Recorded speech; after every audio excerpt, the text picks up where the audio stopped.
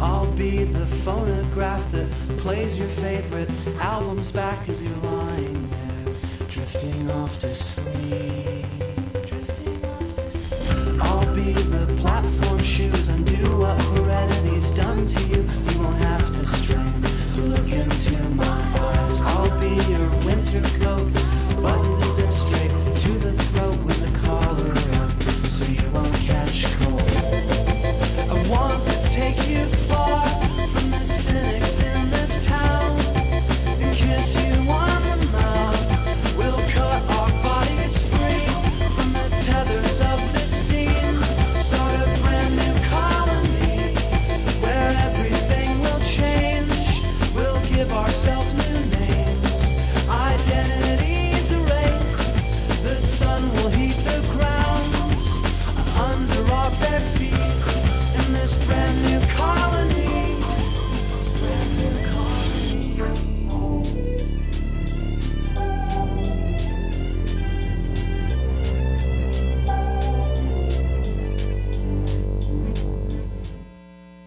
Ladies and gentlemen, our program will begin in 5 minutes. Please take your seats.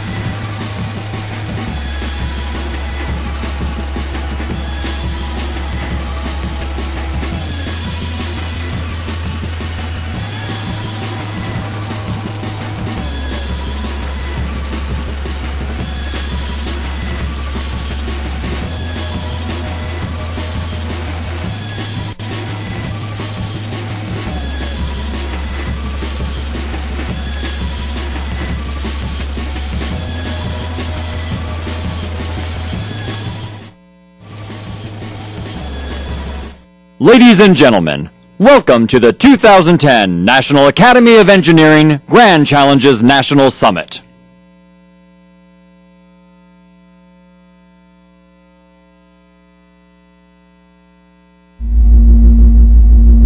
Today I say to you that the challenges we face are real. They are serious and they are many. We in America are left with the terrible consequences of BP's reckless disregard for safety. More than 72,000 bridges are too old, structurally deficient. Enabling Iran to avoid international unity with respect to their nuclear program makes the world more dangerous, not less. Unsafe water. The water is not clean. There's oil leaking. Structurally deficient. We in America A smarter, are left with the terrible Makes the world more dangerous, not less. reckless electric disregard. and we need to stop it. And we need to stop it as soon as possible.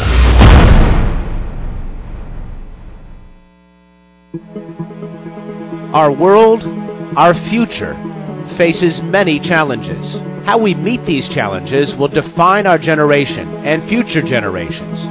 The questions we raise here and now, the quest for real solutions, is not a choice, it is a necessity.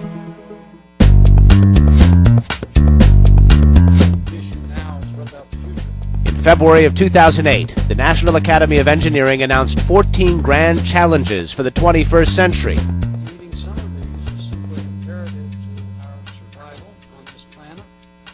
Some will make us more secure against both human and natural threats, and all would improve the quality of life in the ocean world. The challenges represented broad realms of human concern and served as a summons awaiting solutions. Challenges that must be addressed and solved in order to maintain our national security, our quality of life, and our sustainable future.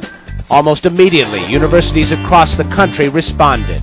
A national conversation began that has lasted for close to 2 years and has crossed 5 states. I welcome you to the National Academy of Engineering Grand Challenges for the 21st Century Chicago Summit. Hosted by Arizona State University's Ira A. Fulton Schools of Engineering. These meetings set a new standard for interdisciplinary conversation, joining experts from diverse backgrounds in science, government, academia, and media. This has to be a country of real engineering again. We've got some, I think, important decisions for the nation and some important technical challenges if we're going to continue to be a nation exploring in space. I'm an optimist that the U.S. can compete on a global scale as long as we have no fear. If I were a young engineer thinking for where I might make an investment that could make a difference with respect to the single largest threat to American national security, I think this is a good one.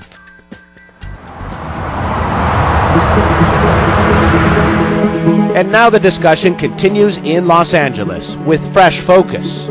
The continued examination of these grand challenges will undoubtedly be collaborative and inspired. It will include many voices and many messages that will challenge and empower society to engineer a better universal future.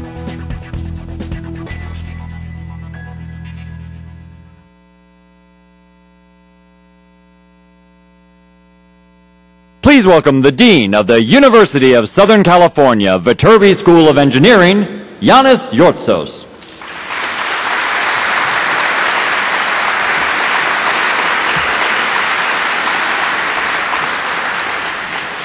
Good morning. It's really my great pleasure to welcome all of you here today for the second National Summit on the National Academy of Engineering Grand Challenges. Many of our speakers and other participants have traveled across the country to join us, and I am most grateful to them. When the NAE articulated the 14 Grand Challenges 2 years ago, it was one of the most energizing calls that we have experienced in engineering for some time. It resonated across schools, across the nation and the world. As simple as they may sound, the grand challenges have an astounding depth. They shed light on fundamental issues and boldly propose a clear roadmap for for the future of this nation and of the world.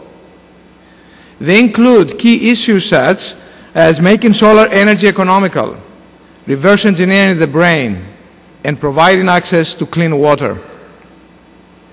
In an anthropomorphic way, they fall in four simple but profound categories: health, sustainability, vulnerability, and the joy of living.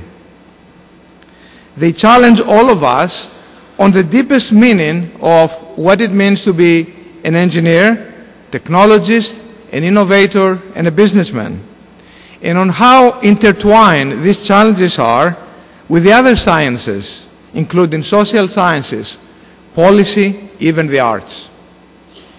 These challenges are making us even more aware of the need to restore and augment the educational infrastructure, the pipeline that will provide the human resources needed to address these challenges now and in the future.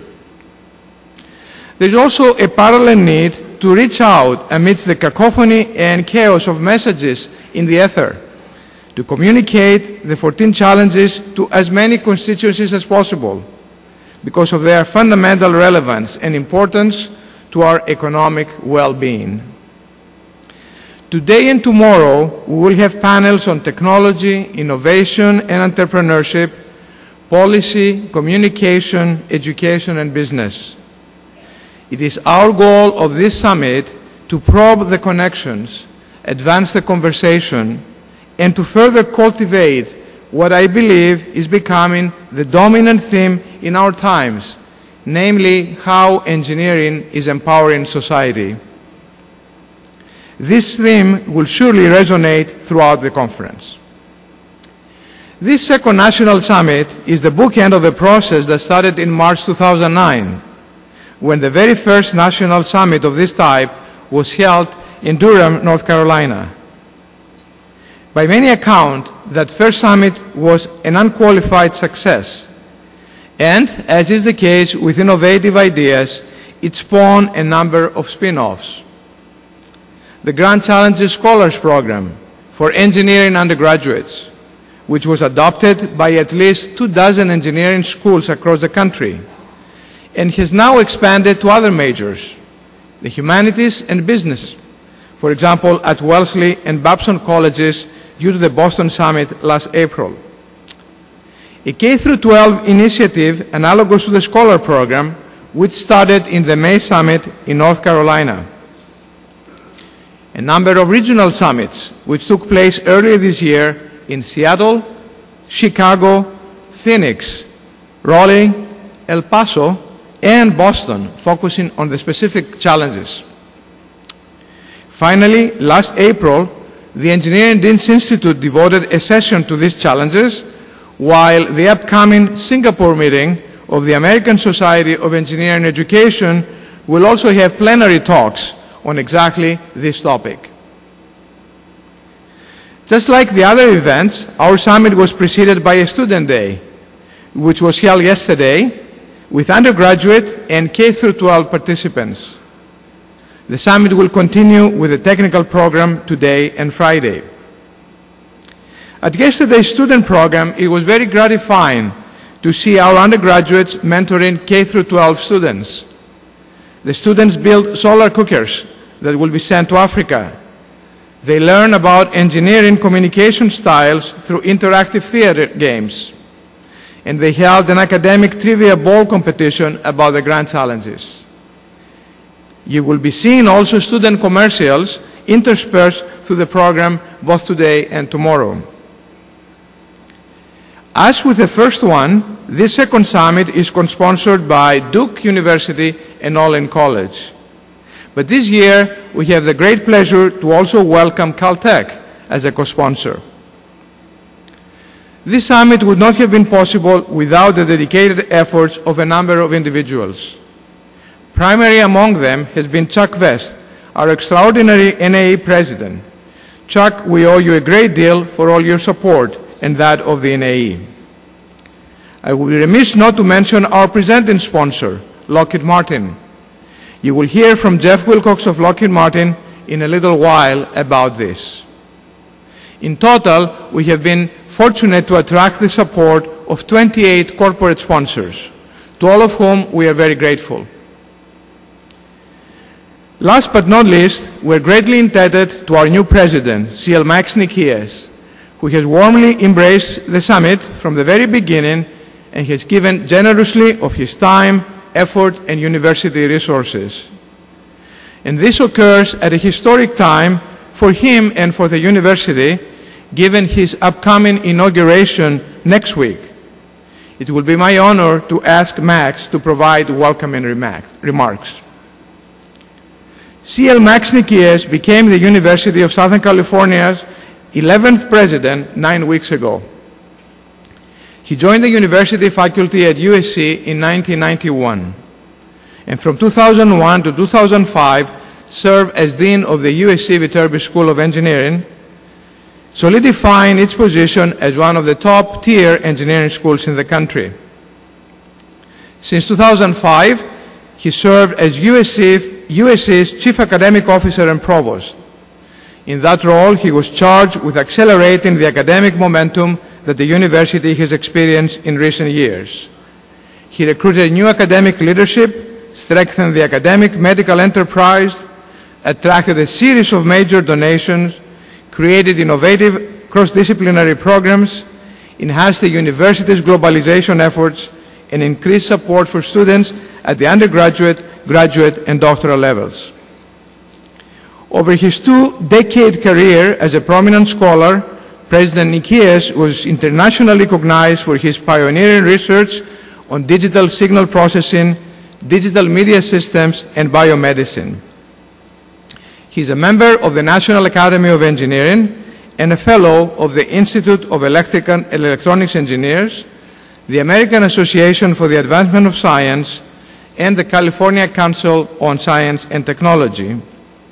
Among other honors, he has received the IEEE Cy Ramo Medal, the University of Buffalo's Clifford C. Furness Memorial Award, the American Hellenic Council's Aristeo Award, and the USC Black Alumni Association's Thomas Kilgore Service Award. Max Nikias graduated with honors from Famagusta Gymnasium in Cyprus and received a diploma from the National Technical University of Athens, Greece, and master's and PhD degrees from the State University of New York at Buffalo, all in electrical engineering. He holds an honorary doctorate degree from the University of Cyprus. Please welcome the President of the University of Southern California, CL Max Nikias.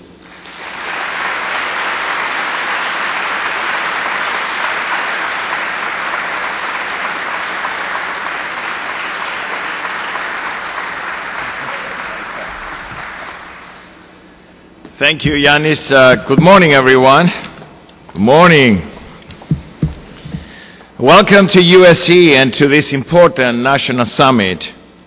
As the president of this university and as a member of the National Academy of Engineering, I feel very privileged to be holding this literal meeting of the minds on our campus. I especially want to welcome my fellow members of the National Academy of Engineering, along with the many scholars, students, and experts who have come from around the country to be here on campus today. You can't host a national summit like this without the help of many, many people. So I want to thank the people and organizations who have helped make this event possible. First, I want to thank our co-hosts, the USC Viterbi School of Engineering, Caltech, Duke University, and the Olin College of Engineering. I also want to thank the National Academy of Engineering for endorsing this event. A special note of thanks is due to Lockheed Martin for presenting this summit and for the more than 20 corporate sponsors for supporting this event. I also would like to recognize and thank the leaders of 4 important educational institutions. Jean-Luc Chameau, the president of Caltech, Linda Katehi, the chancellor of UC Davis, Maria Clowe, the president of Harvey Mudd College, and Rick Miller, the president of the Olin College of Engineering. So, I welcome all of you this morning. There is a reason USC embraced this summit. 2 years ago, the National Academy of Engineering proposed 14 grand challenges. They include some of society's most complex problems, from creating better medicines to providing access to clean water, from finding ways to secure cyberspace to ensuring our cities are safe from terrorist attacks. These challenges are too complex to be solved by a single branch of knowledge.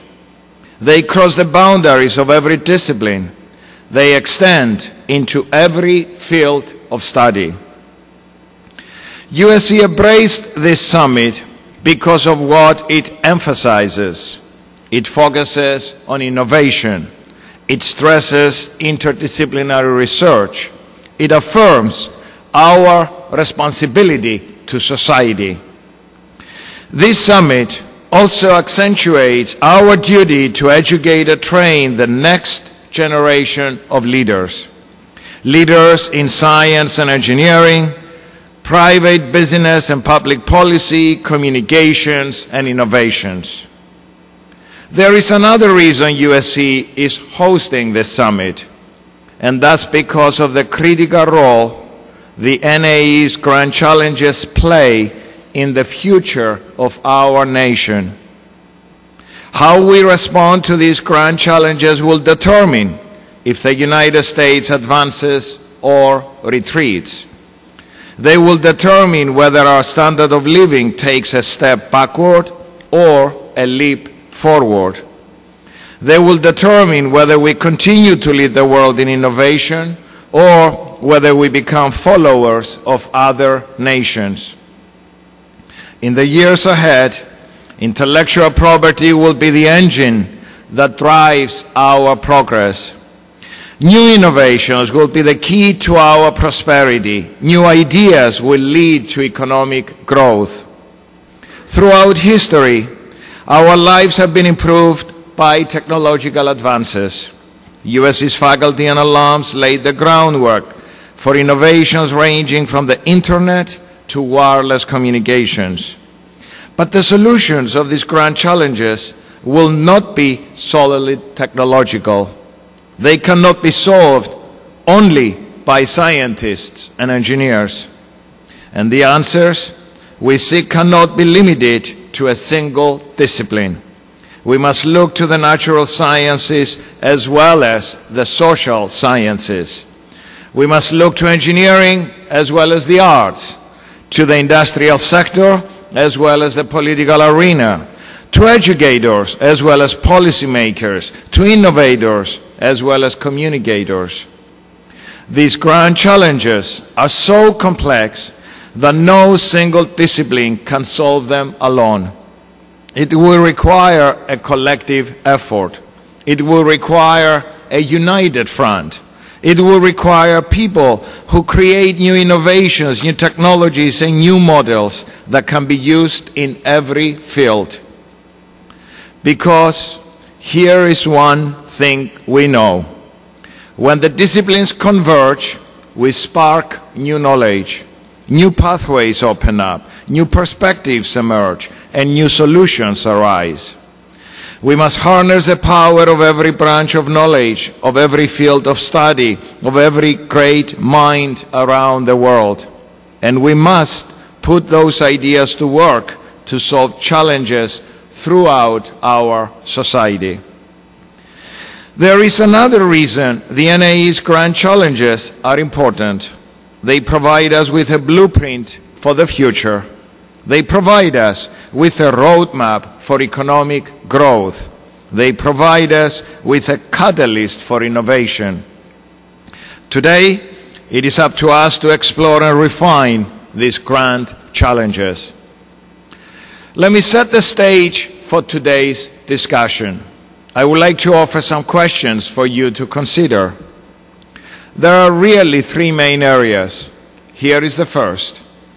the National Academy of Engineering articulated its grand challenges 2 years ago. How much progress has been made since that time?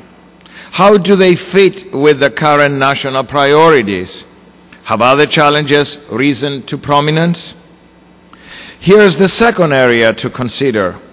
We need to think about the barriers to accomplishing our goals. What are the things that might prevent us from addressing these challenges? Are they technological, or political, or financial? Do they lie in education, or communication, or public policy? And finally, the third area. What progress will accompany the effort to solving the grand challenges? In a moment, you will hear from Chuck Vest, the president of the NAE. He has described the grand challenge as one that would be game-changing or would have a transformative effect on our society. How will game-changing and transformative properties affect progress in our nation, our economy, and our future? So let me summarize those three areas to consider. The importance of the grand challenges 2 years after they were announced.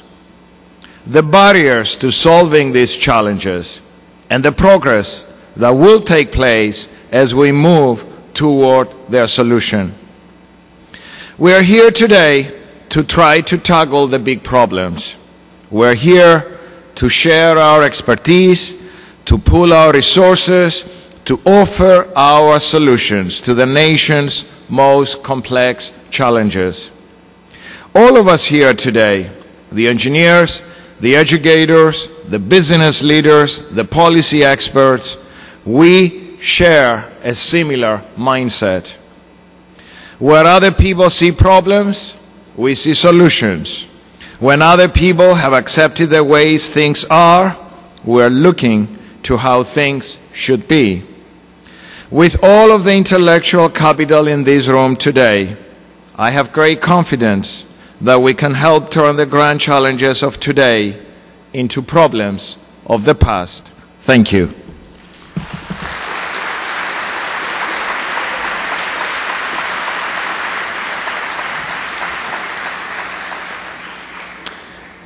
Thank you, Max.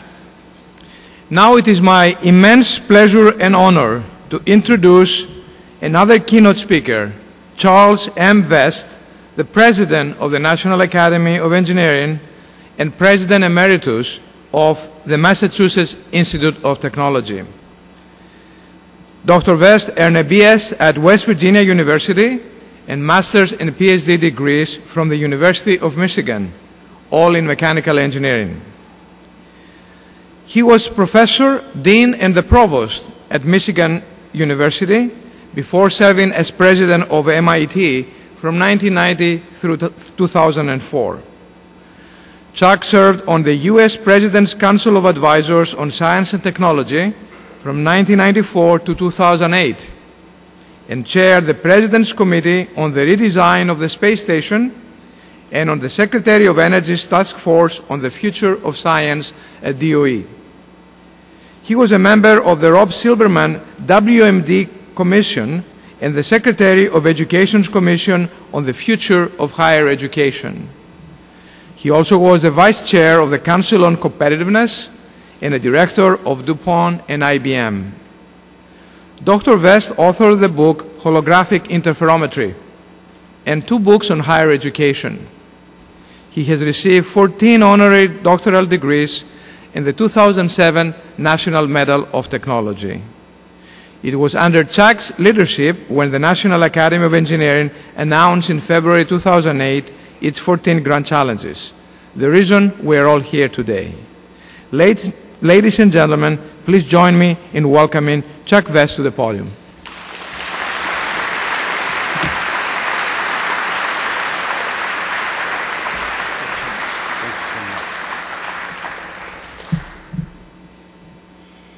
Thank you very much, Dean Yortsos, for that very generous introduction and your opening comments, and certainly to President Nikias for those very, very inspiring thoughts. It's a great pleasure to be here. I want to thank all of the sponsors. I certainly want to thank USC for making this possible, but above all, to thank all of you who have come to join us today to engage in this conversation that hopefully will go another step toward rolling up our sleeves and getting down to the work ahead. The National Academy of Engineering is an elected body of approximately 2,000 distinguished engineers. It's one of the highest honors that can be bestowed in this country on engineers for their careers, activities, and accomplishments.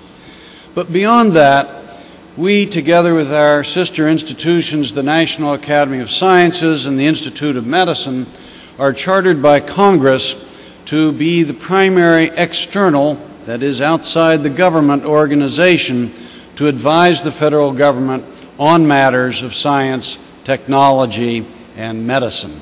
We also have a role in each of our academies of trying to improve public understanding and appreciation of what we do in science and engineering and medicine and health, and why it is so important to our future. At the end of the last century, the National Academy of Sciences appointed a committee of which I was privileged to be a member to look backward over the past 100 years and try to figure out what we thought were the 20 most important engineering achievements during that time. This was a wonderful opportunity to get to know some very interesting people, including, as you'll notice on this report book cover, Neil Armstrong, the first human being to set foot on the moon. It was a really wide-ranging committee, and we established what we thought were the top 20 accomplishments. But toward the end of my predecessor, Bill Wolf's leadership of the National Academy of Engineering, we said, well, that's great to look back, pat ourselves on the back, explain ourselves, but it's far more important to look ahead into this new century and figure out what some of the great challenges that lie ahead are, in which engineering will be central to accomplishing or to meeting. So another stellar committee was put together, chaired by my good friend and colleague Bill Perry, former Secretary of Defense, now a professor at Stanford University. And if you just glance at these names, and as a matter of fact, you'll recognize most, if not all of them, by their faces, you'll see this is a truly extraordinary group of people who have been very innovative and creative and accomplished in their own careers. Running all the way from Farouk El-Baz, one of the world's great remote sensing experts, who has focused very much on the use of those sophisticated tools to understand water, and by the way, to relate water and the lack of water around the globe to violence that occurs on our planet. You'll see Kalestis Juma of Harvard University, the world's leading expert on deployment of technology into 21st century Africa. Dean Kamen, who virtually all the students I talked to yesterday know because of his passionate development and promulgation of FIRST, as well as, of course, the inventor of the Segway, but really an engineer who has made many, many advances in biotechnology. Bob Langer, perhaps the leading bioengineer in the world as measured by many of the great awards that he has received. Down the lower left-hand corner, Jane Lubchenco, who now runs NOAA, and I'm sure you all saw her several times during the play-out of the very great difficulties in the Gulf of Mexico recently. You'll see Sergey Brin, one of the Google twins, Craig Venter, and so forth. So a really fabulous group. They put together, as you have already heard, 14 challenges, not to be the 14 challenges, but a set of 14 important challenges, the solution to which has engineering very much at its core, but each of these had to meet a couple other criteria. First of all, they had to be important in the sense that they would improve the quality of life on Earth. Actually, I think if you look at these, some of them are things we must meet if we're going to have human life on Earth as we approach a population of 9 billion. But they also were not to be pie-in-the-sky things. They were to be challenges that this group felt we actually could meet on a time scale of 1, 2, 3 decades at most if we focused the proper intellect and resources on them. As has already been said, they fall sort of into 2 bins: sustainability, health, security, and joy.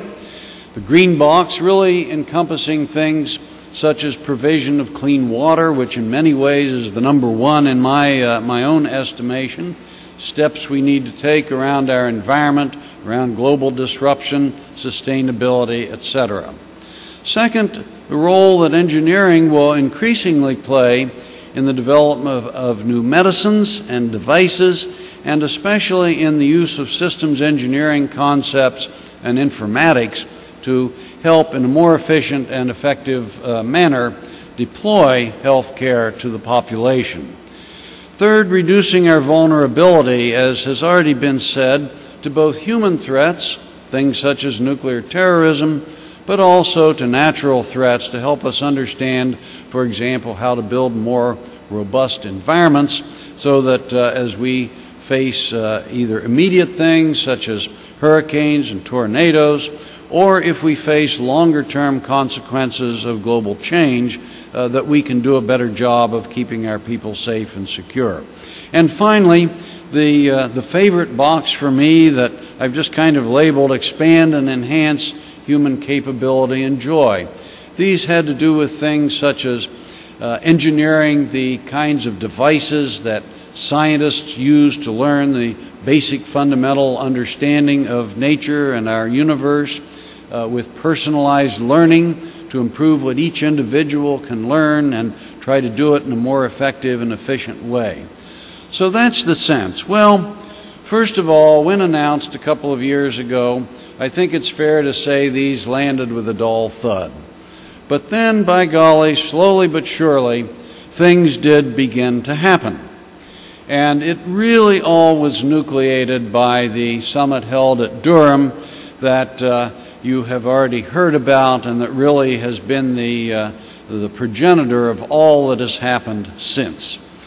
Out of that came, first of all, the Grand Challenge Scholars, which I think in some sense may end up being the most important impact of the NAE Grand Challenges, helping to educate engineers with deep disciplinary knowledge, but integrating them much better into the larger sphere of humanities, social sciences, law, management, and so forth, that they're going to have to understand and that they are going to have to work with and through to actually meet the grand challenges.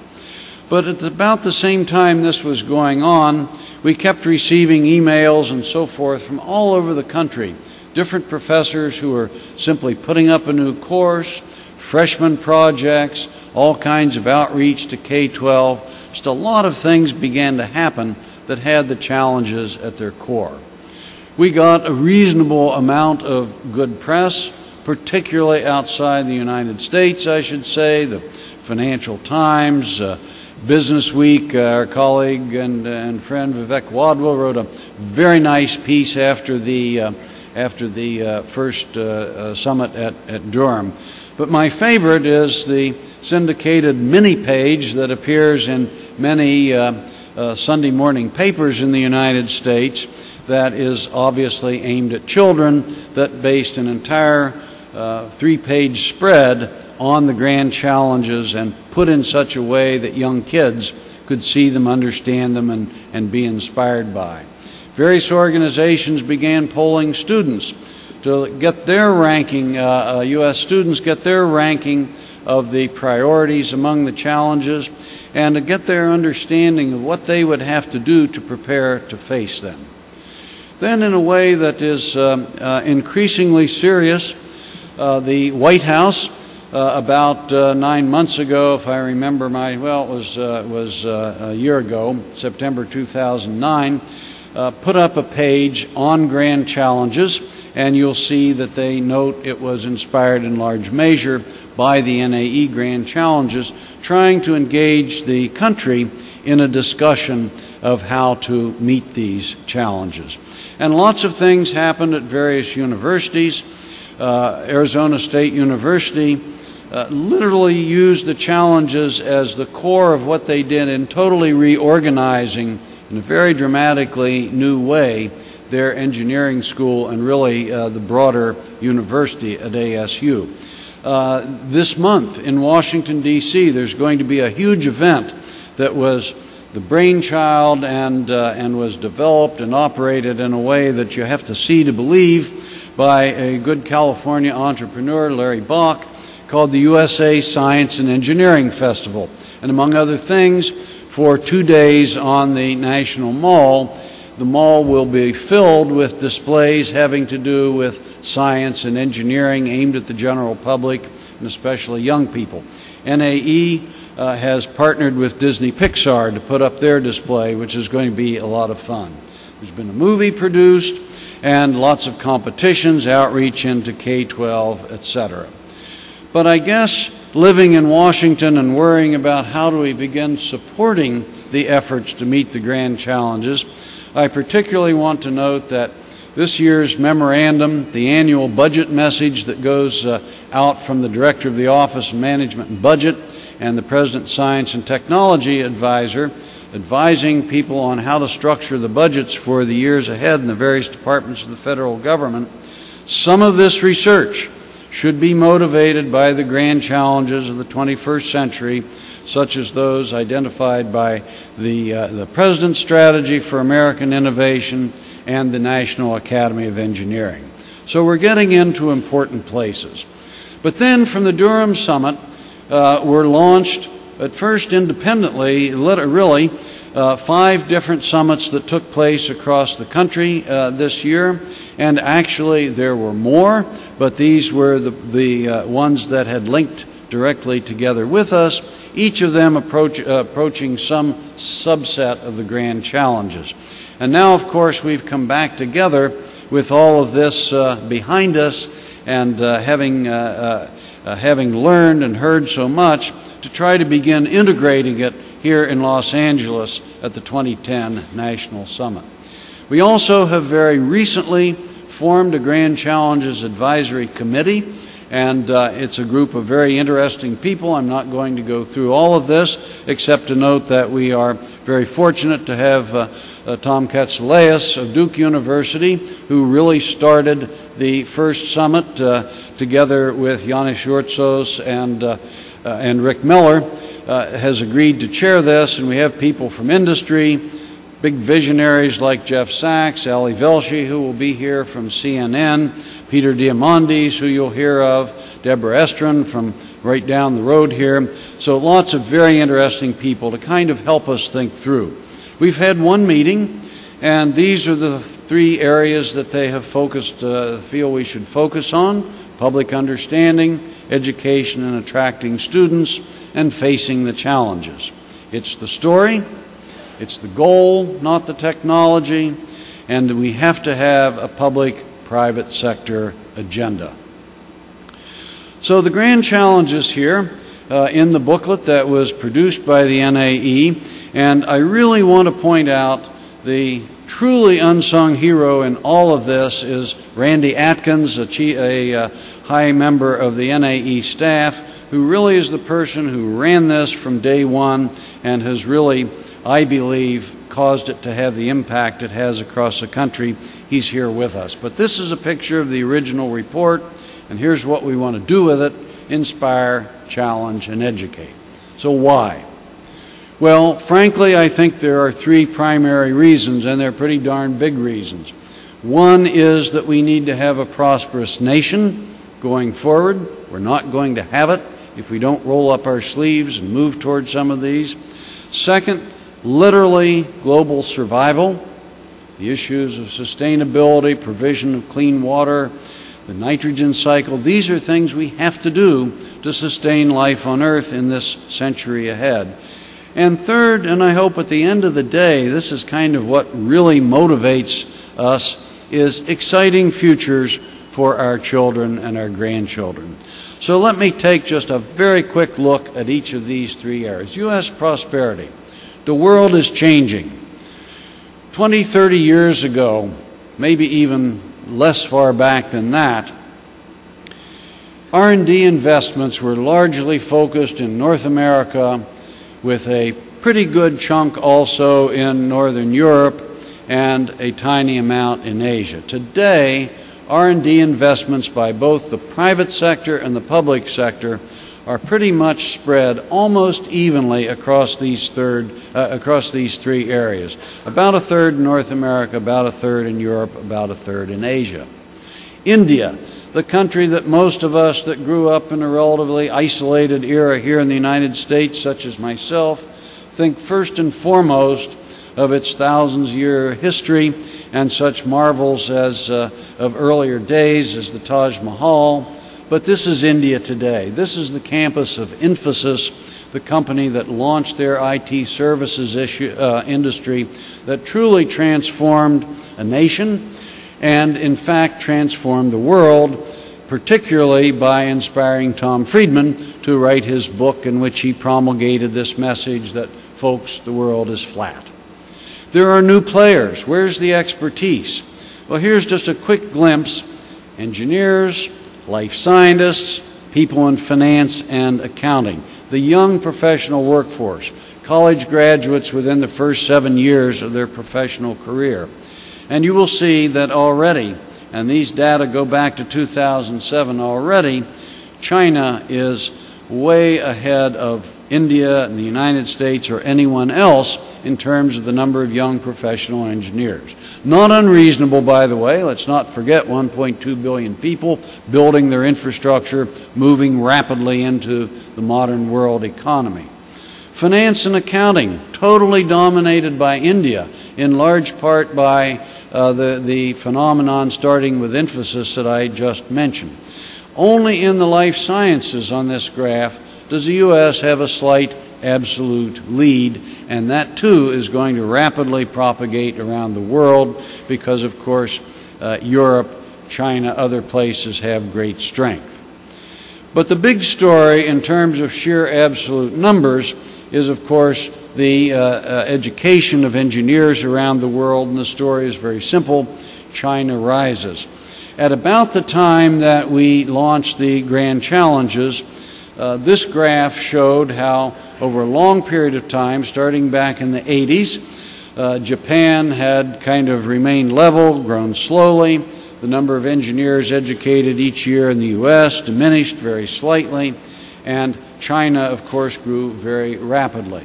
This is what's happened in the years since that. Yes, quality is not uniform. Well, quality is not uniform in this country either. But this is going to mean that we're going to have a large number of technologically trained people who are going to end up, some of them being real innovators. It's spreading all around the world. So China has gone from Confucius to being the world's leaders in solar power, something that ought to scare you a little bit.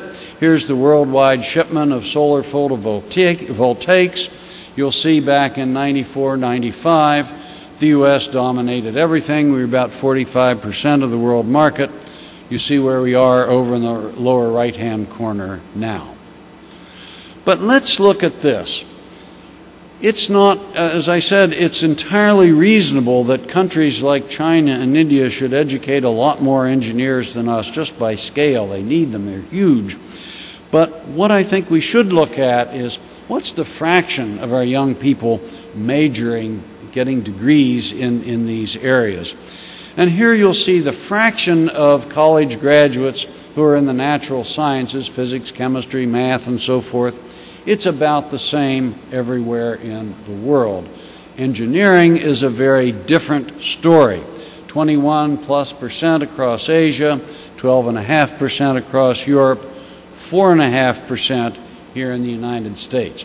This, in my view, is a problem and is part of the reason that we look to the Grand Challenges as an inspiration and an excitement factor to try to bring more young women and men into these fields. So how have we dealt with this? Well, you all know how we've done it, and we've all been enormously benefited by it. Our open boundaries and open institutions have allowed us to fill what I'll call the engineering gap with tremendously talented men and women from all over the world. This just showing the enormous impact that people coming to this country from elsewhere have had, particularly here in California, on entrepreneurship. And you see a full 35.5% of all semiconductor-based companies over this 5-year period were founded by such immigrants to our shores. But that gravy train may not last forever because of this spread of R&D and so forth around the world. The challenges are really profound.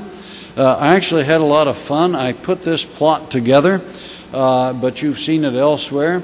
This is the world population as far back as we can estimate it, and you can see where we are and where we are headed. And so 9 billion people inhabiting this small planet with its thin layer of environment that keeps us safe and feeds us and provides our energy is now open to all kinds, is vulnerable to all kinds of threats of pandemic, unstable climate, nuclear terrorism, crumbling infrastructure, scarce resources. It's a scary time ahead if we don't roll up our sleeves and do what is right. But I also think that I want my grandchildren to have an exciting future, and I'm sure all of you want your children and grandchildren to have the same through education and innovation. So no matter what subject I'm talking about, I always try to include this sentence: this is the most exciting era for engineering and science in human history. Nobody can dispute that. Whether we're working on big physics programs at CERN or working on deploying green energy technologies, working at the cutting edge of manufacturing, it is truly an exciting time, and I want our country to be a big part of this moving forward. To actually move to innovation and action, it's going to take all of us, universities, students, as we're doing here today, but also, and that's why your meeting today is structured the way it is, industry, the media, and the government have all got to get on board. None of these things can be done by one sector alone, and we just have to do a better job of all pulling together. And so I'm very grateful to all of the sponsors and to Lockheed Martin for enabling us to be here today. Well, kind of to conclude my thoughts I wanted to share as we kick this wonderful event off, I wanted to comment on the several areas you're focusing on and say, what are some of the questions? Technology. What are the barriers to technological change? And that means two things. It means developing new technologies, but even more important, of course, it means adopting those technologies and using them for the right purposes. What is the right balance? And this is what everybody worries about constantly in the policy community in Washington. What's the right balance between fundamental research, just exploring nature out of our own inherent human curiosity, and the area I think is going to increase dramatically in the years ahead, so-called Pasteur's quadrant. Some of you know that term, but use-inspired basic research. Research that is fundamental in the sense that you dig much deeper into how nature works and into how devices can be structured and completed, but you have kind of a long-term goal in mind. That's the way we got the transistor, for example. That's the way we got the World Wide Web. We're going to see more of that. And innovation is much more than a buzzword. And I think that as we move into this 21st century, there are going to be new models of innovation. This is a subject for an entire lecture itself, but let me simply say that in the 21st century, we're going to somehow evolve in this country a different kind of model or group of models of how innovation occurs.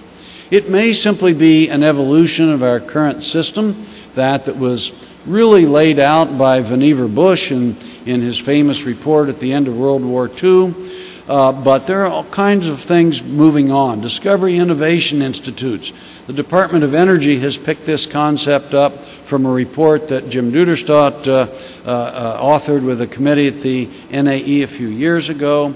New kinds of universities being founded around the world. I think particularly of Singapore and Finland when I say this, that are bringing together engineering, design writ large, that is, including things like architecture and urban design, and business and economics together in new kind of groupings.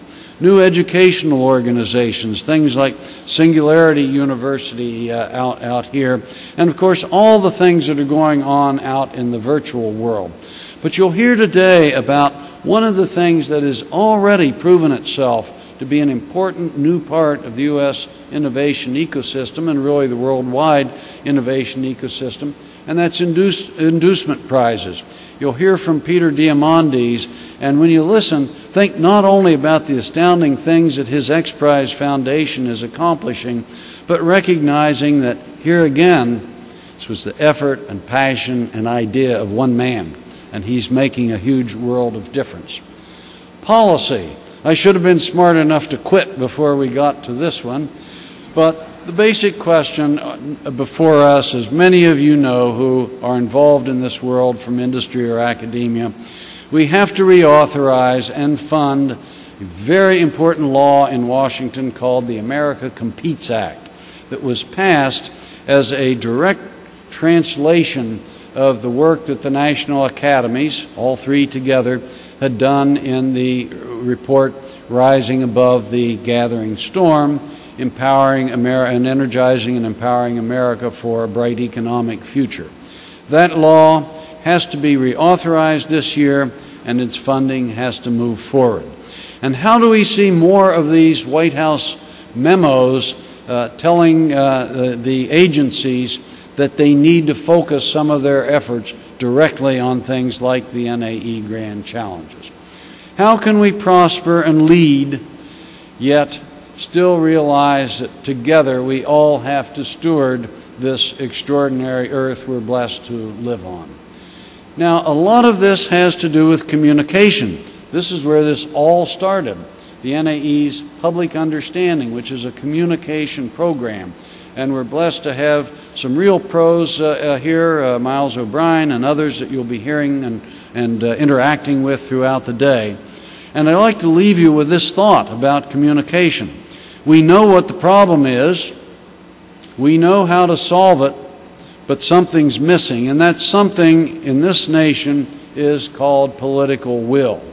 And let's not get off into all the barriers we see there, but somehow we have to learn, and I think much of it's going to occur through communication, through entertainment, through news, through lots of things. We have to build a political will to meet these challenges. And how do we get what I call the amazing disappearing word back into the vernacular? We've stopped using it. We've stopped holding it out as a model, an aspirational kind of profession for our young people. We've got to talk more about engineering. Yes, engineering integrated into the greater effort, the greater environment of science and art and humanity and so forth, but nonetheless, we have to talk more about engineering. Education is at the heart of this. The question before us is how do we build a diverse, technologically literate citizenry, and how do we provide what I believe is the primary goal of universities like this and of schools, of our entire education system. It's one word, it's opportunity. How do we provide for our children, our grandchildren, those who follow them, opportunity for all young people? We have some big barriers, some big problems to face, as you all know, in this domain. But if we do one thing to meet challenges, that is it. And how do we change this that I already talked about? And finally, I said it's going to take not just universities, not just K-12 systems, not just the federal government. At the end of the day, the most important of these entities in terms of accomplishing our goals is business, the private sector. The grand challenges cannot be met without the private sector. So how do we do this? How do we create U.S. jobs, revitalize innovation, and rebalance global competition and cooperation? How do we stop thinking of globalization as some evil out there that is attacking the United States, and instead roll up our sleeves, see what the opportunity is, and work simultaneously to compete, to build excellence, nation to nation, but also cooperate in the way that provides us all a way upward as we move into the future. So there's lots of reason for doom and gloom today. My answer to this is nonsense. If we inspire, challenge, educate, we do have a chance to move forward and have a great future for ourselves and those who follow us. Thank you very much.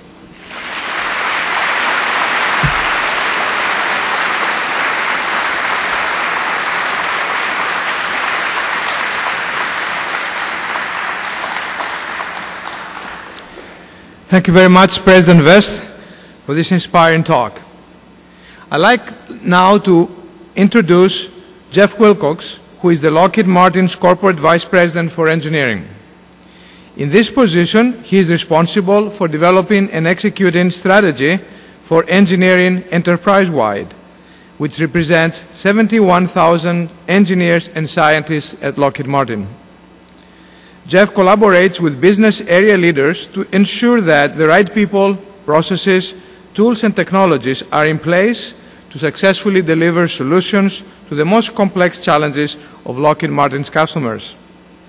Before joining Lockheed Martin, Jeff enjoyed a successful career at Science Applications International Corporation, where he served as Senior Vice President.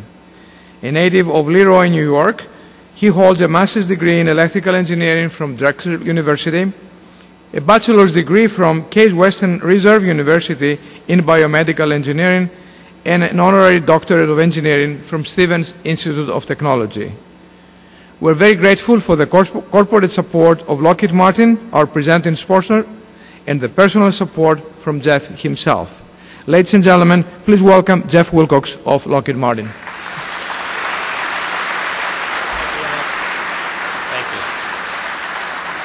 Thank you. It's my great pleasure to be able to welcome you all on behalf of the 136,000 men and women of Lockheed Martin Corporation.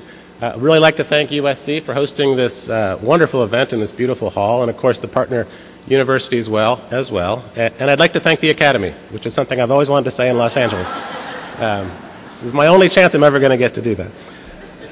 Somebody asked me yesterday, why we're doing this, why we're sponsoring this, and of course there's lots of reasons, and Chuck just touched on many of them, but the two that really come to mind are critical imperatives for us, and the first is clearly a lot of young folks are not choosing engineering as a career for whatever reason, lots of reasons, and that's a problem. We have 70,000 scientists and engineers at Lockheed Martin, hundreds of thousands across the aerospace and defense industries. Many of those are on the verge of retirement. There's a real, if you look at the demographics, a real bulge in population from sort of the post-Sputnik generation. They're going to be retiring.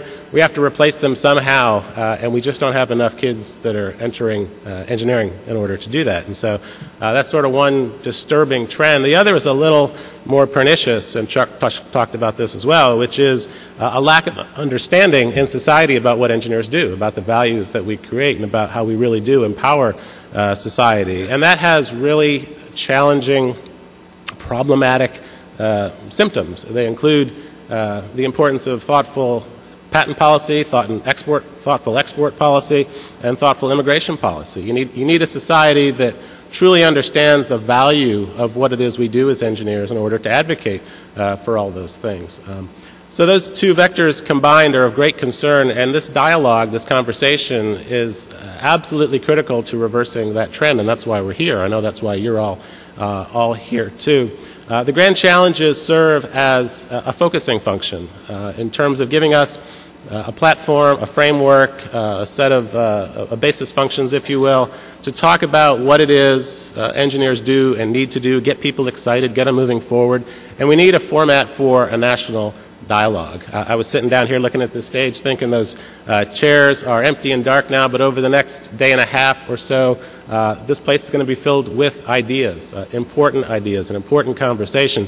And then, in the words of one of the keynote speakers I saw titled their talk, "Time to Roll Up Our Sleeves." It is indeed time to roll up our sleeves. Thank you. Thank you very much.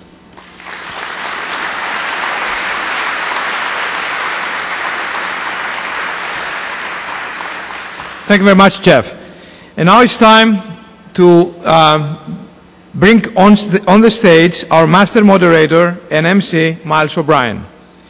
Miles is a 30-year veteran of electronic journalism and has spent 17 of those years covering science, technology, aerospace, and the environment for CNN. Since CNN, in its infinite wisdom, cut its science and technology unit in December 2008, Miles has opened up a production company and continues to pursue his own passion for telling science and technology stories to the public on the web and on various PBS programs. Fortunately, he was just named the head of the new formed science unit at the PBS NewsHour, proving that just like that limbless night in Monty Python, science news in the mainstream media is not dead yet. He has won a host of awards, including both local and national Emmys, the National Association of Science Writers Science in Society Award, the National Press Club's Robert L. Kozik Award for Environmental Reporting, and the George Foster Peabody Award. Ladies and gentlemen, it's time for an amateur MC to leave the stage and to welcome a man who is not a scientist but plays one on TV, Miles O'Brien.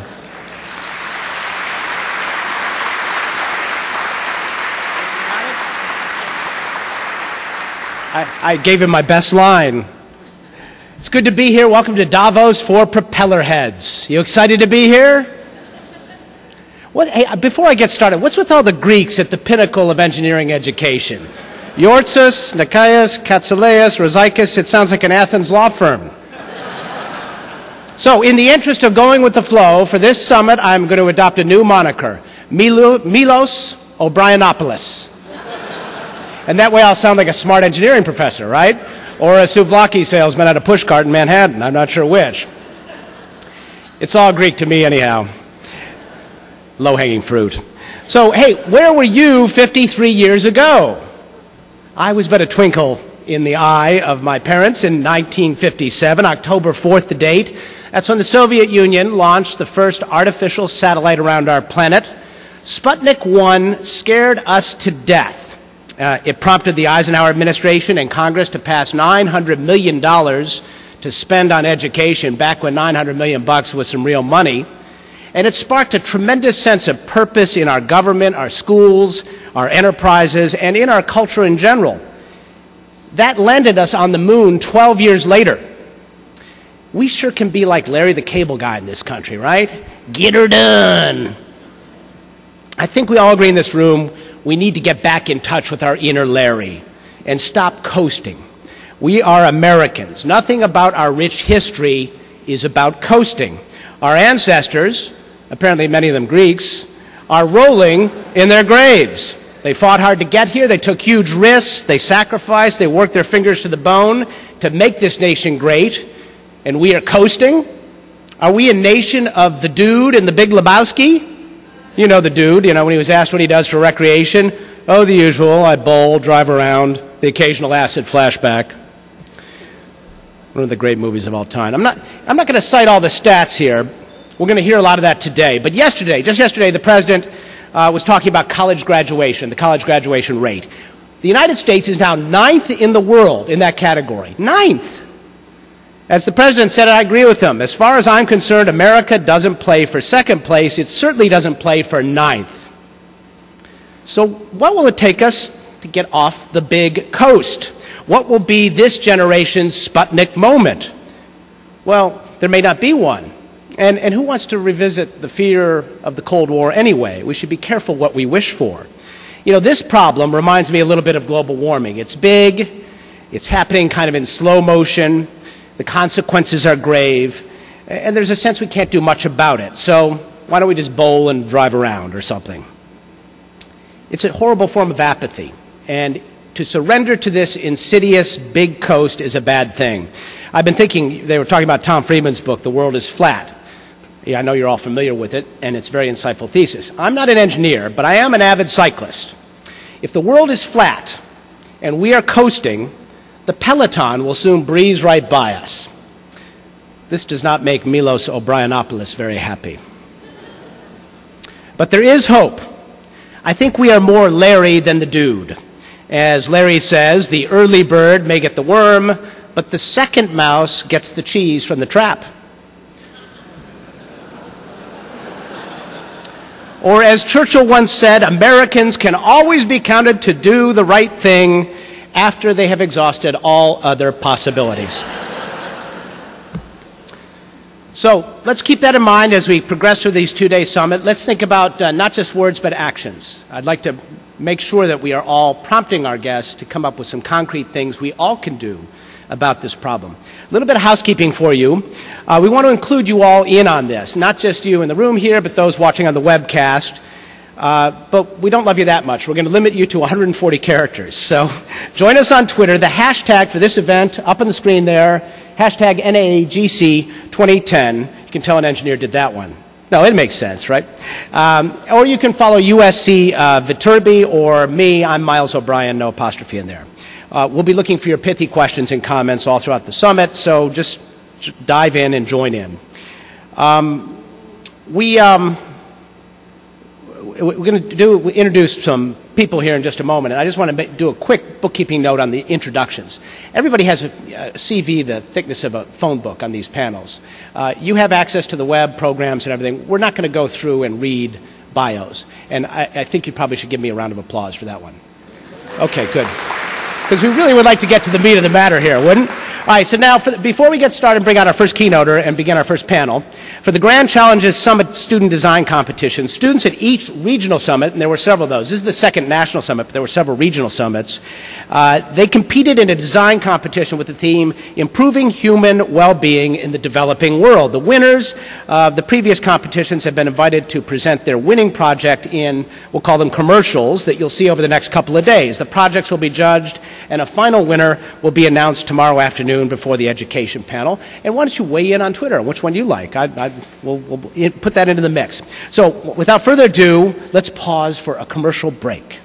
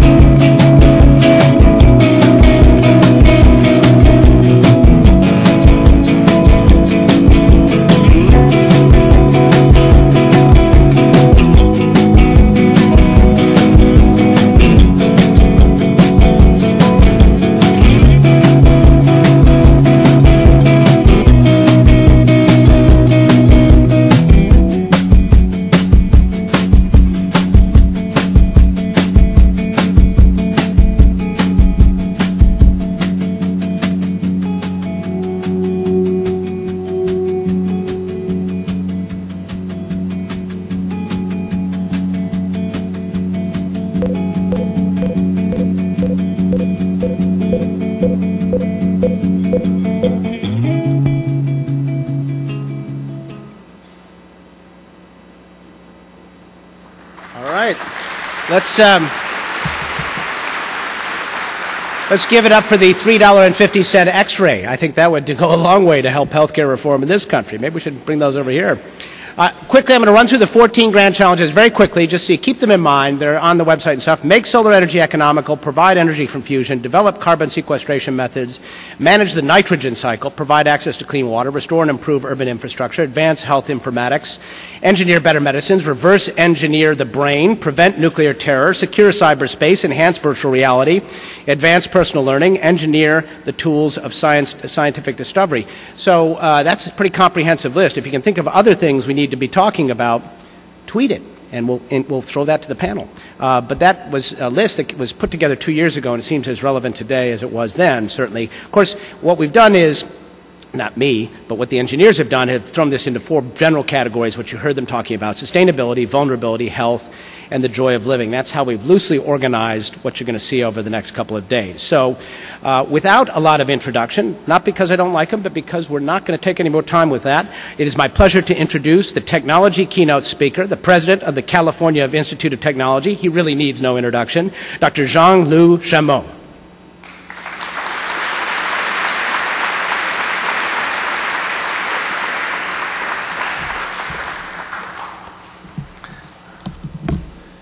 Thank you. Good morning. It's a pleasure to take part in this summit. And I think the USC is a great place for the 2010 summit. It's one of several institutions, including Caltech, which makes Southern California a dynamic innovation ecosystem, as well as a global center for engineering education. It's also feel to be good in a room with quite a number of engineers, I believe. It feels good because engineers are unique people, sometimes so unique that we only understand each other. Now, there is an old saying, to the optimist, the glass is half full, to the pessimist, it's half empty, but to the engineers, the glass is twice as big as it needs to be. It is just an example to describe how engineers are serious, analytic, nuts and bolts type people, which is why I considered using a different title for my remarks. It could have been Assess, Design, Build, or Eat, Pray, Love for Engineers. Seriously, it is not that engineers don't care about the human and societal side of their work. This summit, in fact, proved the opposite. In fact, engineering has emerged from the isolation of the lab to assume a central role at the core of society. As a result, technology and social change have become a double helix, 2 strands that are inextricably linked. Take a look at the 20 greatest engineering achievements of the 20th century, as mentioned by Chuck earlier. Electrification, the automobile, the airplane, television, the internet, and so on. Can you imagine society without any of these technological advances, all created, or most of them created by engineers? Can you even begin to comprehend the decrease in quality of life that would happen? Just think, you wouldn't be able to watch your Star Wars movies on your cell phone in HD on a red-eye flight from LA to Washington. Modern engineering's contribution to society have been to save countless lives and give more people the chance to think beyond survival and thrive. It has happened through advances that deliver clean water, ample food crops, access to education, and advanced medicine, as well as making it possible to travel and communicate over vast distances. In recent years, billions of people have started using those technologies to climb the ladder of progress. Developing countries have begun to leapfrog decades, even centuries of industrial development to play a major role in the global economy and provide a higher quality of life to their citizens. This is a good thing. We can't and we shouldn't want to turn back the clock. But this global game of catch-up and leapfrogging comes at a cost, an environmental cost to the planet, as growing economies like India and China ramp up their energy use. It also creates political tension and security concerns. These consequences of growth are the crux of why a shift is taking place in the goals of engineering. A distinct departure from the 20th century focus on progress to a 21st century focus on sustainable progress. If the old paradigm was defined as more, faster, bigger, more powerful, the new one will be more with less. Faster, bigger, more powerful, yes, but with a fraction of resources going in and byproducts going out. And make no mistake, there will always be more, because there will always be more people demanding more stuff, even if that stuff is only the necessities we take for granted. Developed countries simply can't enforce a cap on a quality of life club. The main arena in which this resource battle will be played out is, of course, energy and the materials and technologies associated with it. Instead of engineers focusing on how to find, extract, transport and utilize the Earth's conventional resources, fossil fuels, we are now tasked with how to create new resources, renewable energy on a terawatt scale, as well as how to store and distribute the energy efficiently and safely. Bill Gates recently put it this way: we need energy miracles, meaning we need transformative new energy technologies that can be scaled up to meet both current and growing demand, and we need them now. If it's not now, it should be soon. Researchers around the country are applying a tremendous amount of intellectual horsepower to make this goal a reality. For example, the Department of Energy has launched 3 new energy innovation hubs. Each hub is charged with producing a transformative breakthrough in a specific area of energy science. And the goal is to develop scalable new technologies that can become a significant part of our nation's energy strategy, at the same time creating jobs and driving significant economic growth. In one of the hubs, as only one example, Caltech will partner with the Department of Energy, Lawrence Berkeley National Laboratory, and other institutions like Stanford to develop new methods to produce fuel directly from sunlight. It is a hub under the direction of Caltech chemistry professor Nate Lewis. And if you go to Nate Lewis's website, you will find some interesting numbers. Current energy consumption in the world is about 13 terawatt, 13 trillion thermal watts. Globally, about 80% of the fuel for energy is fossil fuel. Those energy sources are serving about 6 billion people today. 10 billion is a conservative estimate for 2050. Even if you assume a very modest growth of 1.6% in GDP for the world, in the year 2050 you will need about 3 times the current energy level we have. And those estimates include assumptions for improved efficiencies and, as I said, a very low growth in GDP. So you can discuss the assumptions, but whatever they are, you will need 2 to 3 times maybe more the current level of energy that we have now. And Lewis and many other scientists and engineers argue that even if we have abundant fossil fuel resources, the political dynamics of global energy demand based on either national security or climate change will drive the demand for vast alternative energy sources. So again, in the long run, we need game-changing energy technologies, and that's what is at the top of the NAE grand challenges. There are many difficult scientific and technological obstacles to those developments. Many of them in the chemistry area, developing new chemical materials that are still abundant and cheap, as well as overcoming storage and transmission problems. And this is why, again, making solar energy a transformative technology is an NAE grand challenge.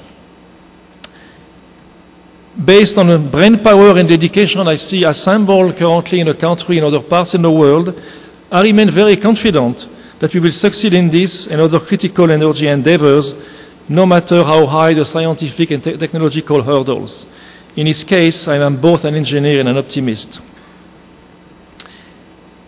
Human beings have made rapid progress in the face of life and death adversity many times before. For example, a recent archaeological find in Ethiopia proved that early hominids were using stone tools as much as 3.4 million years ago. Archaeologists found large animal bones bearing cut marks that indicating butchering, a life-saving skill, because butchering big animals allowed them to take meat back to camp to feed the rest of the group. This means our ancestors were using technology in its simplest form roughly 800,000 years earlier than previously thought. Even these early engineers made contributions to the well-being of their communities. Fast forward to 2010, the technology has progressed to the point where the breakthroughs of only a century ago almost have more in common with the scrapping tools of our extinct hominid than the technological possibilities of today. From controlling matter on a nanoscale to landing a spacecraft on Mars. Speaking of Mars, I know it may seem like old news since we have done it several times, but engineering mastery, being landing a spacecraft on Mars, is still mind-boggling. NASA's Spirit rover, which traveled almost 500 million kilometers, hit its targeted landing spot within 200 meters. Mission navigators at the Jet Propulsion Laboratory had to factor in the speeds of a rotating Earth, a rotating Mars, and a rotating spacecraft, all of which spinning in their own orbits around the Sun.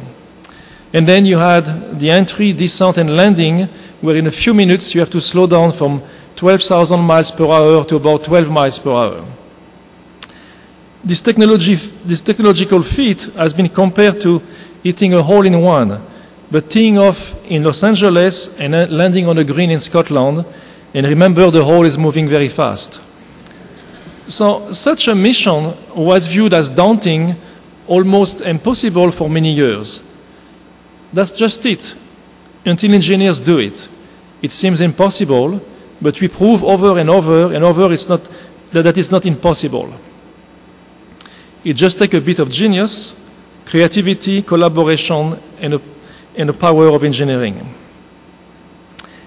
Now, I would like to talk more generally about why the US must continue to play a pivotal role in tackling the grand challenges facing global society. For starters, despite what some naysayers at home and abroad might purport, the world still looks to us for innovation. In a recent poll involving 43 foreign countries, 79% of the respondents said that what they most admire about the US is its leadership in science and technology. Improving society through innovation is simply part of the American DNA, starting with Benjamin Franklin, who once wrote that as we enjoy the inventions of others, we should be glad of an opportunity to serve others by any invention of ours. A recent special issue of Time described Thomas Edison laboratories stocked full of geniuses as the forerunners of the interactive think tanks of Apple, Google, and Microsoft. Unfortunately, we may be taking our continued preeminence in innovation for granted.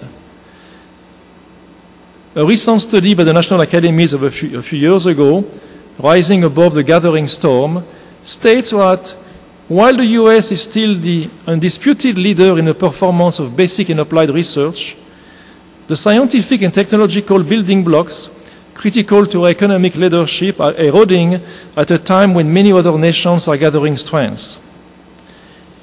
This report goes on to list a long list of facts to show how globalization and internal neglect are leading to a decline of the innovation infrastructure in the US, which, if not reversed, could move us towards a once unimaginable mediocrity.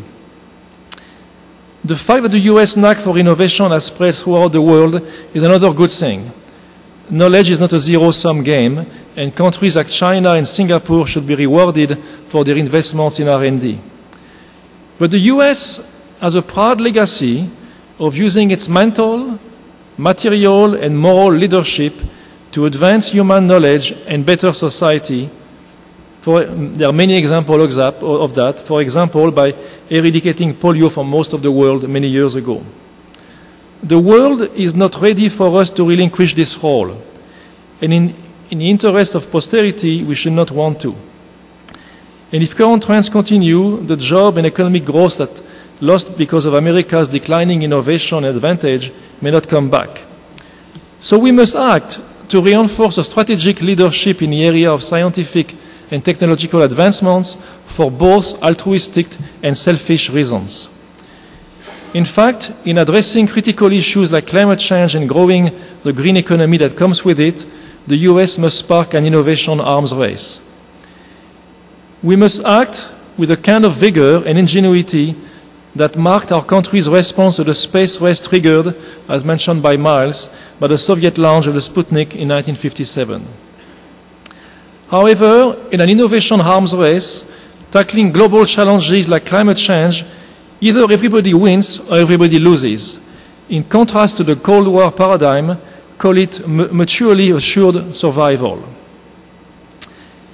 Engineers will be key players here, and the US must dramatically refocus its efforts to develop and attract engineering talent, addressing issues of both quantity and quality.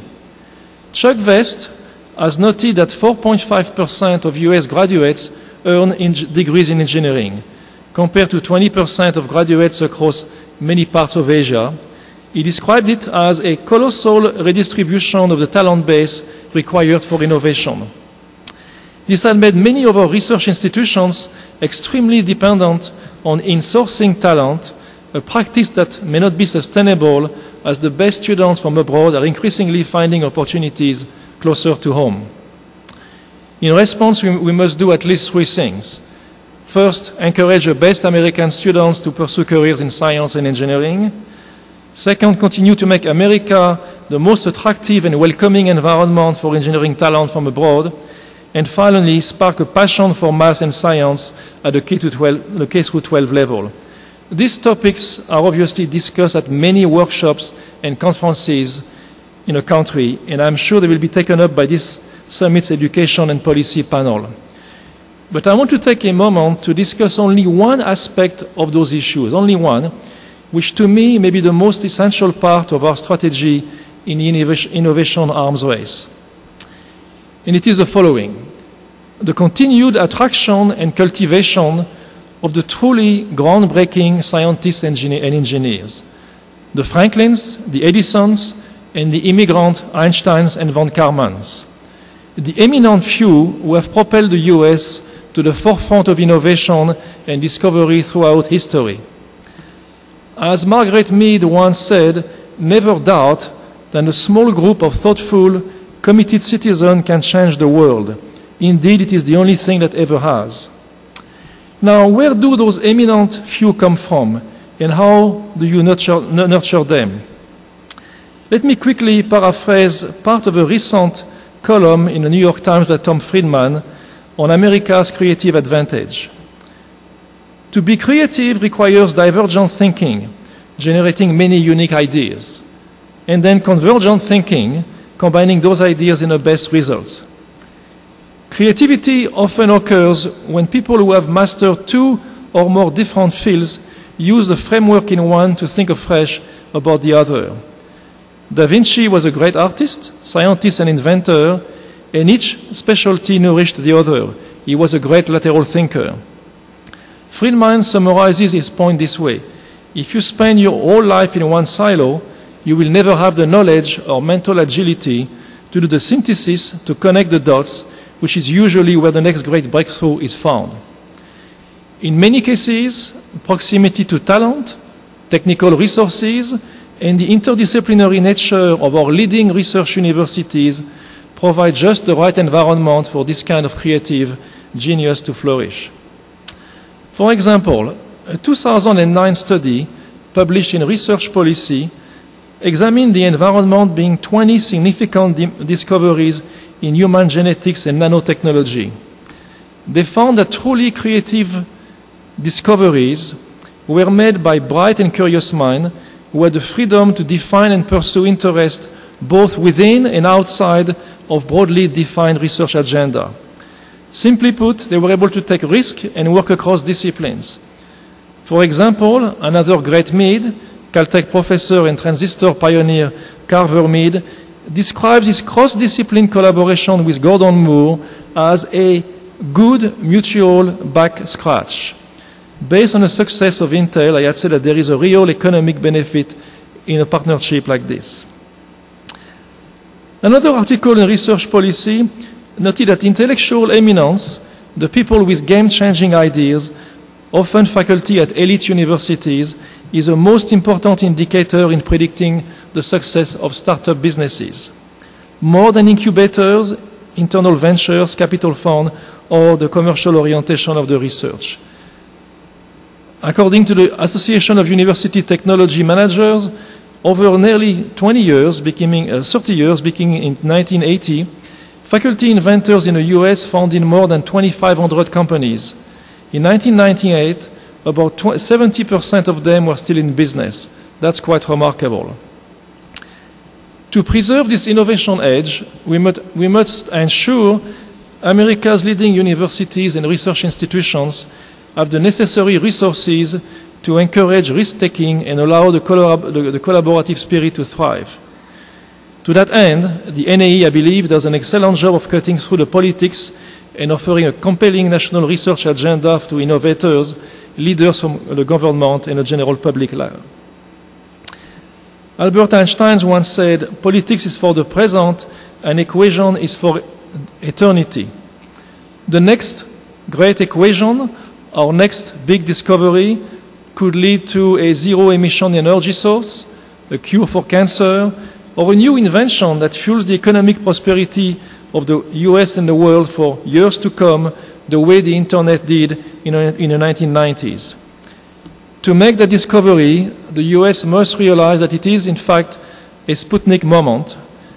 As President Obama recently noted, scientific and technological discovery takes far more than the occasional flash of brilliance. It takes time and hard work and patience. It takes training. It requires the support of a nation. I have already mentioned several examples of what amazing things engineers can do when they have that support, inventing butchering millions of years ago, landing on Mars, and beaming Star Wars to our phone, curing polio and others. Now let's get talking and see if the group of my colleague here can figure out how to do some more impossible things before lunch. Okay.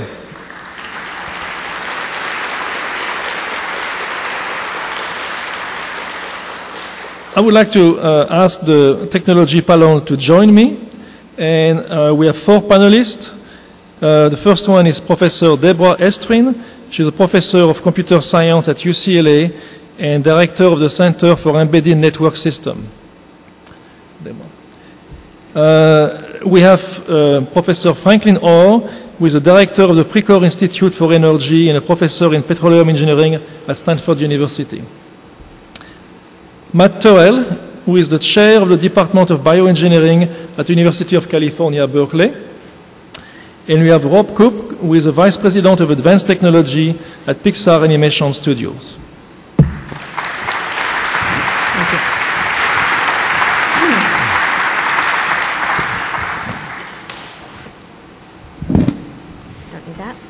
So thank you to our hosts. For me, it's a returning. I'm afraid and somewhat shocked to say that I first came to USC a quarter of a century ago as an assistant professor. So it's a returning for me. We've heard about lots of grand challenges, and I won't repeat the list. And what I want to tell you about is just a small effort at UCLA and with colleagues here at USC and many other places to bring, in a sense, open internet technology to individuals and communities to help them collect data, analyze data, and contribute to the grand challenges that face them as individuals and communities. And so we like to think of this as in some ways, a very opportunistic move. We're largely working to leverage those mobile devices that we all keep affixed to us in various ways. And how can we leverage those mobile devices to address some of the challenges facing us and our planet? And in particular, we're focusing on challenges that I think of as more being chronic challenges as opposed to more crisis-driven events. And of course, these are crises, and the world is facing many of them. And as was stated earlier, they're challenging crises because they're ones that are happening continuously and slowly over time. So participatory sensing is the name we give to this activity of enabling individuals and communities to systematically use mobile devices combined with web services to collect, analyze data. And really, it's a technology for making a case, if you will. See if that works. Yes, it does. And I just want to take my few minutes up here to give you concrete examples. So early on in this process, one of the campaigns we built for some students on the UCLA campus who were interested in sustainability was a fascinating application, one that's not so lovely to look at on the web, but it's called Garbage Watch. And these were students on campus who were trying to make a case to the university to do a better job at distributing recycling facilities around the campus. So we built a little smartphone application for them that they would use as they walked between classes, as they were going through their everyday business. And when they saw a garbage can, they would take a downward-facing picture of that garbage can. And so they would get that surface contents. And then they would tag it as containing recyclables or not. And that image was automatically geocoded and time-stamped and automatically uploaded, automatically in a database, and automatically visualized as part of some charts and on a map. Really low-tech, very simple thing to do. But what it means is that people, through the course of their everyday lives, can contribute data to help make a case. In this case, over the course of a few weeks on the college campus, they collected data about where more of the trash cans contained visible recyclable items, and they then mashed that up with the campus's map of where recycling facilities were distributed and made suggestions of where people should place more recycling bins. Now, that's not something you're going to go out and launch a major effort and commit a lot of money to, but the whole point of this technology is it brings the marginal cost of doing systematic data collection, of making your case about something, very, very low. We had students doing this about food waste in the dorms, taking pictures of those, again, lovely pictures of the contents of the plates on the cafeteria trays as they went back into the back room to be washed, as a way of trying to raise the awareness of how much food waste was happening in the dorms. We've also used this same approach for supporting citizen science. So one of the challenges in the context particularly of global climate change is the concern about invasive species in our natural environments, because invasives threaten the native flora, which then, when the native flora disappear, the ecosystem is out of balance and the native fauna also begin to disappear, the bees and the insects and such that depend on them. And so we have a little application. You can look it up at what'sinvasive.com, and hopefully your favorite state national parks, the Santa Monica are registered, and the park ranger has gone and listed the top 10 invasive species. And when you're walking around the park, or when the people who maintain the park are walking around, you see one of those invasive species, you tag it, and it automatically becomes part of their inventory and in their battle to triage those. Each of these examples is very particular to a particular community. And the whole idea is that it becomes this practice of creating systematic data gathering becomes something that can be a part of just what we do. In a way, you can just think of it as sort of like Flickr or Twitter with a purpose. So it's not just what I'm feeling, what I've seen. It's we as a community, somebody wants this kind of data, and I, as somebody who's walking around in my neighborhood, can contribute. We had a example of this. We worked with a group of community organizers in Boyle Heights, not too far from here. And they wanted to collect data about what were the environmental and social determinants and impediments to healthy living in their neighborhoods. And the usual thing is they get people to go around and ask questions with a clipboard. Oh, okay, maybe nowadays it's on a smartphone, person's going around and asking questions, but it's still somebody asking questions of others. So we built a few smartphone apps for them, and they passed these smartphones around the neighborhood, because not everyone has an Android phone yet. And teens and adults carried the phone around with them and answered these particular focus questions, really quick answers, as well as sort of tracing their paths using the GPS. And they gathered data from about 100 citizens over the course of a few weeks that they're now using as evidence as they choose where to place their health interventions and what are some of the things that are of greatest concern to the people there. All of these things just to show you that it's not any one case that is the thing to do.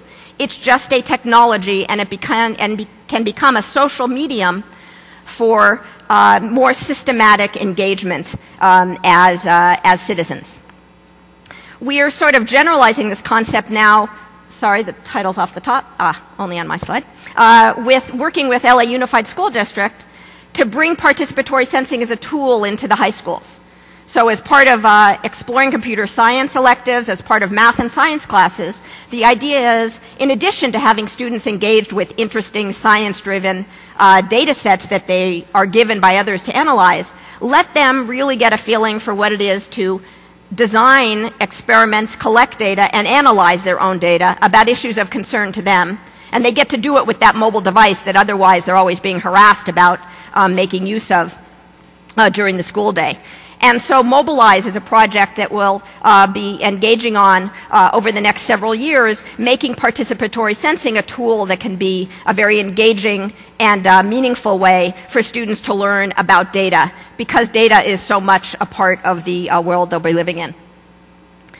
The last example I want to give you switches the focus of leveraging this technology from doing these sort of outward-facing data campaigns where I'm talking about my neighborhood, about traffic jams, about unsafe paths to schools, about recycling, whatever it might be that's my issue this week or this day or this month, to facing that technology towards ourselves.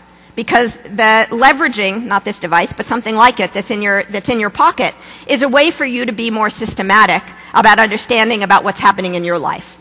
And so this is something that's known as mHealth, and we're in particular working on an open platform for mHealth. Again, really focused on chronic disease.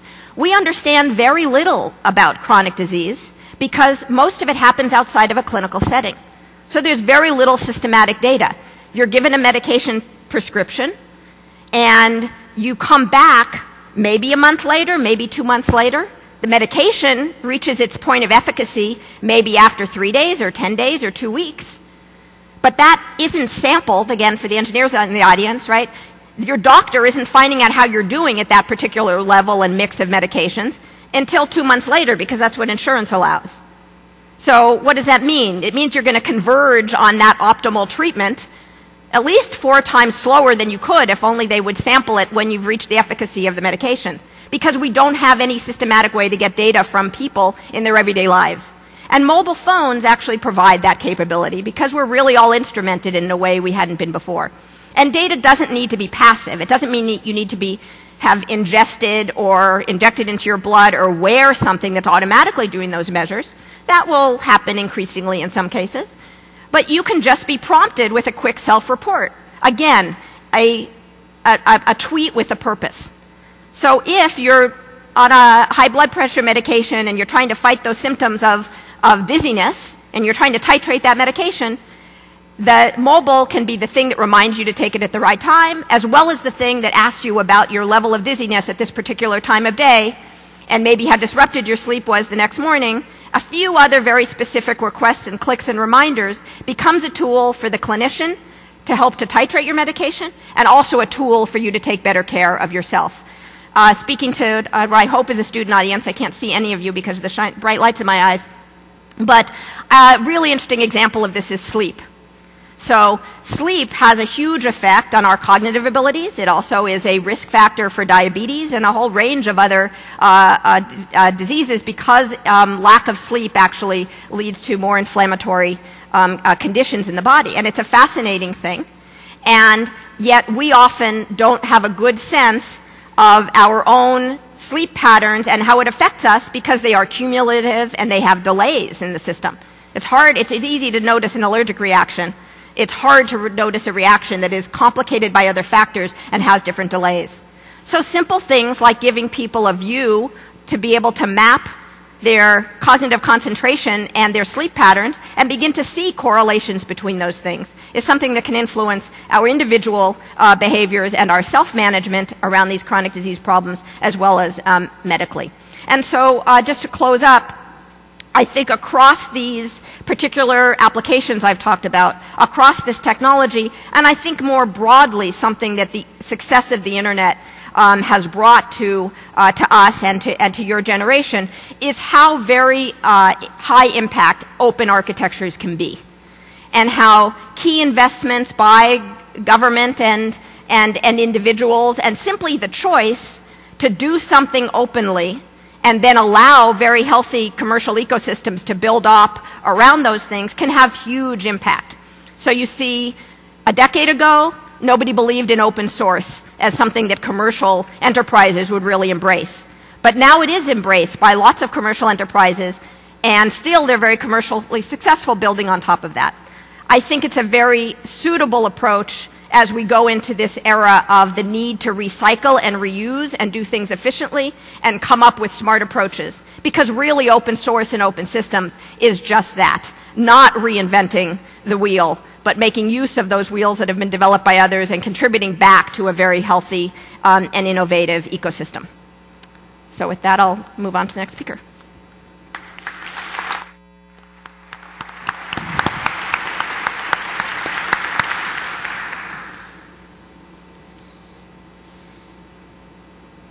Well, it's a pleasure to be here. My assignment is to talk a little bit about work that's going on partly at Stanford, but partly at other places around the world. And it has to do with something that we really have to settle in this century, truly one of the grand challenges. Energy is an absolutely essential component of how modern societies function. It's linked to the way we do agriculture and food production. It provides communications and transportation and heat and lights and everything else we count on and take for granted. But it's also the primary way that we humans interact with planetary systems: air, water, food, climate, all kinds of services that we also take for granted. And it's time to do this a lot better than we have in the past. So I think it's probably no surprise to this audience that we humans are now a global geochemical force, a global biogeochemical force. We've altered the concentrations of important greenhouse gases in the atmosphere by significant quantities. And as the CO2 that we've put into the atmosphere dissolves in the ocean, we are changing the pH of the ocean.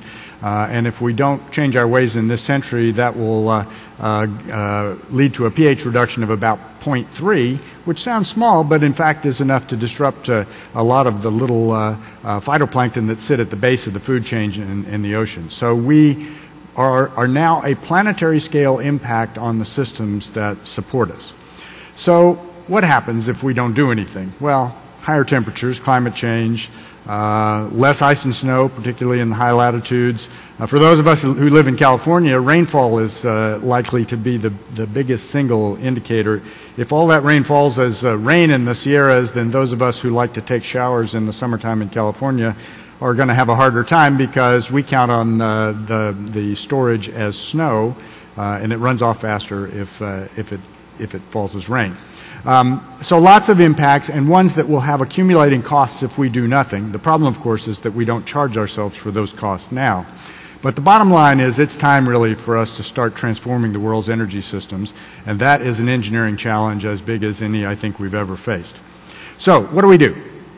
Well, obviously we look for energy efficiency at every possible turn. There's a lot of room for efficiency improvement.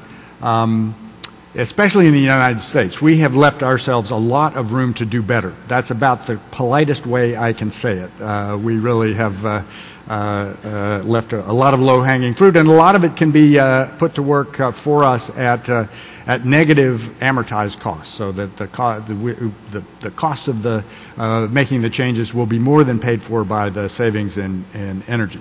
But we also need to work on a broad spectrum of energy transformations so that we can do this in a way that has much smaller impacts on climate and other parts of the natural systems. We need to work across the spectrum of energy resources and transformations and figure out a way to do this better. So the good news is that there is actually no shortage of energy. Now, for the students in the audience, there will be a quiz on this slide in a few minutes, so please pay attention. And I know it's probably too small to see the numbers, but the size of those big arrows tells you something about the flows of energy around the planet. We humans use about 15 terawatts now, the average power consumption. But 43,000 terawatts gets to the surface of the Earth from the sun. So there's a huge solar resource, and some of that gets transformed into wind, and so there's a nice big resource there as well. There are lots of stored resources, nuclear and fossil fuels, and then some smaller ones that, for example, involve ocean tides and waves. So there's really no shortage of energy. It's about converting that in a way that we're willing to pay for and that has small enough impacts on the natural systems that really matter to us. So you might say, well, okay, why don't we just switch all to solar and wind right now? And the answer is cost. Based on relatively recent prices of photovoltaic cells, for example, if you replaced all the power plants in California with PV systems, your electricity bill would go up by something like a factor of 4.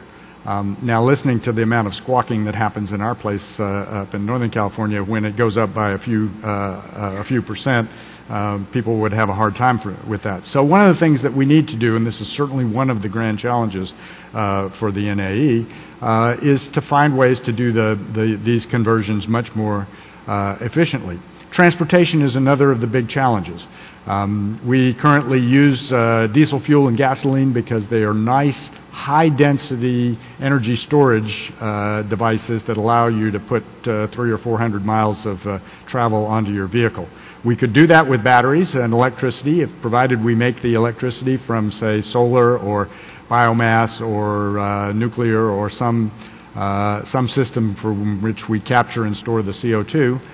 So we have lots of options of ways to do this, but all of them involve significant engineering challenges. The electric vehicle side, for example, will require much better batteries than the ones we have now, and ones that use earth-abundant materials, not just as many of the toxic materials that are in batteries right now.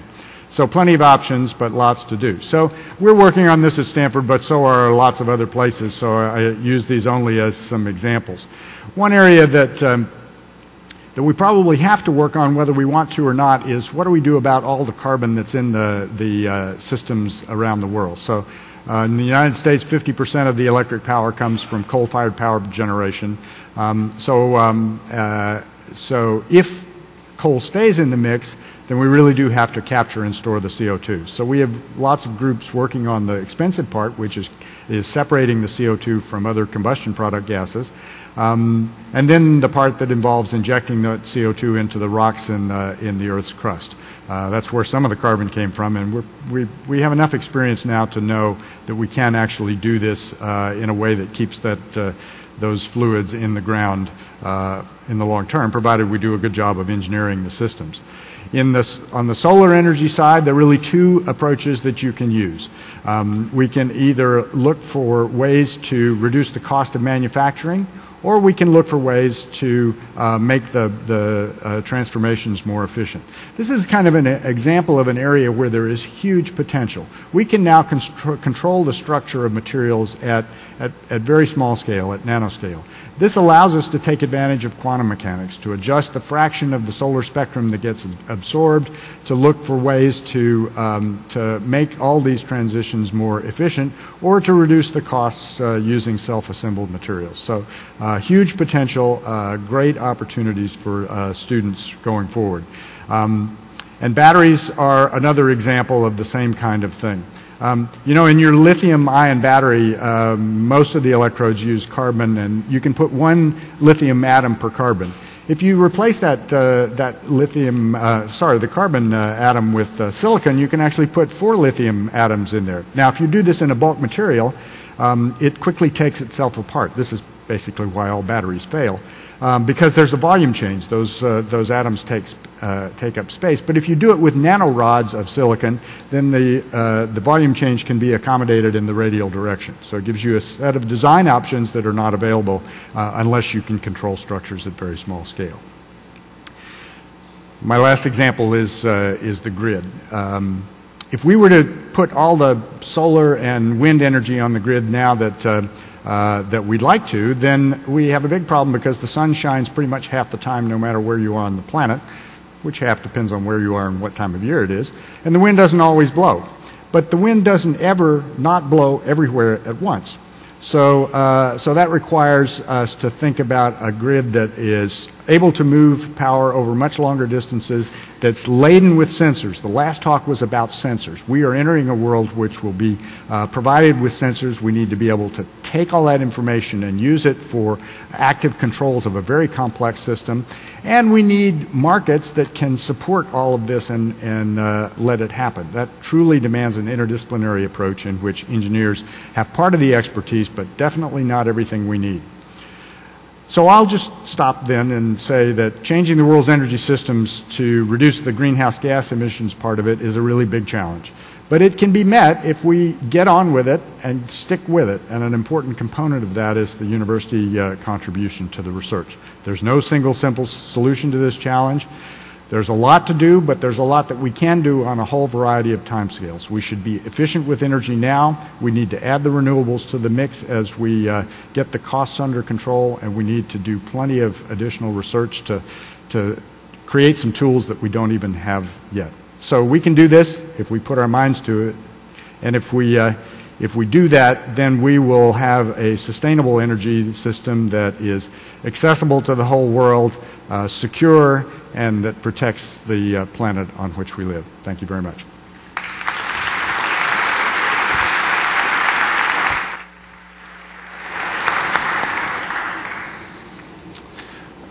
I want to talk very briefly about 4 areas that broadly address the Engineering Better Medicines challenge. I'm going to generalize it a little bit to better engineering in medicine, and I've selected 4 areas where I think there's a lot of current activity with a kind of a common goal in each area, but that goal and the promise of that goal hasn't been reached because of some barriers. So the first one is cost-effective health care. Technology is sometimes viewed to be a culprit, not a cure, for rising healthcare costs. But there are lots of creative engineering directions that are providing high-performing but low-cost technologies. For example, magnetic resonance imaging is a multi-million dollar instrumentation requiring special clinical technicians and special visits. My colleague at Berkeley, Steve Connolly, and others are developing imaging instrumentation using prepolarization and other techniques that use much smaller magnets and reduce the cost of MRI imaging by more than an order of magnitude. And this kind of cost, $65,000 as opposed to several $1 million, makes it feasible for MRI to be available, for example, in the office of a family physician, or for MRI to be portable in ways that it's not now. A second kind of example feeds in very much to what Deborah Estrin spoke about. Another major cost in healthcare is the provision of clinical access to remote or under-resourced locations, people with restricted mobility, to airplanes. I did spend a day in the training center of a major international airline who's very concerned about being an international vector for disease or being able to care for patients on long flights. They have contracts with physicians on the ground, but they'd like to be able to provide better information to those physicians on the ground. So the alternative, and it was expressed in a form by Deborah, is to bring the medical data to the clinic without bringing the patient. And the CellScope being worked on by Dan Fletcher, there's also some work at UCLA here, is an example of that. Optical microscopy is the gold standard for medical information. If one can figure out, and they have, how to figure out how to interface a microscope stage with a cell phone. One can transmit these data on pathogens to a clinical expert at the hospital and overcome this big distance and transportation barrier. A second kind of example that also feeds into what Deborah said is not only to prompt and ask people about information, but to develop instrumentation that can provide more data. So instead of images like with the cell scope, microfluidic assays merged with data transmission kinds of devices, again, can be used in travel, chronic illness situations, low resource situations. This even, of course, merges with things that Lenore just talked about, in the sense that in order for these devices to be effective, they're going to have to operate on low power with good batteries. So some of these directions that we're talking about today can have pervasive influence in many of the areas. This is probably more than you want to look at, but we have been grateful for the support and instigation and partnership with Andy Grove, among others, who is very much interested in this subject of translating technology into cost-effective healthcare. And with his help, we have launched a new master's degree between Berkeley and UC San Francisco in the area of translational medicine. The idea being that a master's degree, which has somewhat been allowed to wither in its use in some areas of engineering education, is the ideal place to take up some of these translational medicine challenges. The next thing I want to talk about is nanoscale theranostics. Theranostics might sound like an ugly word, and it is somewhat ugly, but it's being used at NIH now to talk about combinations of diagnostic and therapeutic entities. And we and others, I'm giving an example from my own lab, are thinking about nanoparticles, in our case, micelles, that can be persistent in the circulation and on patrol for various kinds of pathological conditions that may be asymptomatic. In a very large number of cases of heart disease, the first symptom of the disease is death. That is, the atherosclerotic plaque hasn't grown to a point that it causes chest pain, but it's fragile, breaks, and causes downstream complications, either in catastrophic heart attack or stroke. What we and others are working on engineering are particles that can be injected at a remote location. In this case, it's in the tail vein of a mouse, and will home to that kind of atherosclerotic plaque. The green area shows where our micelles have traveled from the tail vein of the mouse over the course of several minutes. This is really only a demonstration, so the barrier here really is to work very closely with how these particles can really be used in an effective clinical way to do both the homing and the therapy that they promise. Next area I want to talk about briefly is synthetic and systems biology. Synthetic biology is a name that's been adopted in many universities and some companies that seeks to make the engineering of new biological function vastly more efficient, reliable, and predictable. And we believe that biological processing will have impacts in large sectors of the economy, large sectors of U.S. R&D spending. The way we and others are thinking about this field now is that when you build, or when computer companies build new computers, they build them from off-the-shelf parts. They take processors and disk drives and connectors and so on and put them together based on knowledge and modeling and design to build a computer from off-the-shelf parts in many instances. We have no such way of doing this with biology. I'm sort of illustrating the generic way of doing microbial synthesis of anything here with the example of artemisinin, which is a malaria drug, which is currently isolated from plants for about $2.50 a dose, $2.50 a dose. My colleague Jay Kiesling has figured out a microbial route to do this for 25 cents a dose, which makes it much more accessible to the places that need it in the terms of cost. But unlike electronics or chemical processing, molecular biology synthesis has always been a kind of a one-off kind of thing. So what people are working on in this area is a kind of standardization of synthetic biology to achieve reliable, reproducible, verifiable results. Systems understanding is part of the answer, and this is probably a much longer quote than you should show in this, so I'll just paraphrase it. There's a very nice article a few years ago entitled, Can a Biologist Fix a Radio? And the idea was that if a biologist had to figure out how a radio worked, the first thing they would do would be to get a huge NIH grant. They would buy 1,000 or 10,000 radios and 1,000 or 10,000 rifles, and they would fire bullets at the radios and figure out what they hit and if it made the radio stop working or not. This is the equivalent of genetic knockout experiments to figure out how biological systems work. Of course, that's not how engineers work. Engineers would figure out the interconnections, the systems interrelationship among the intact parts, and look for a wiring diagram. So don't shoot the radio is the sort of systems engineering version of this. I would also include stem cell research and regenerative medicine under the broad umbrella of systems biology.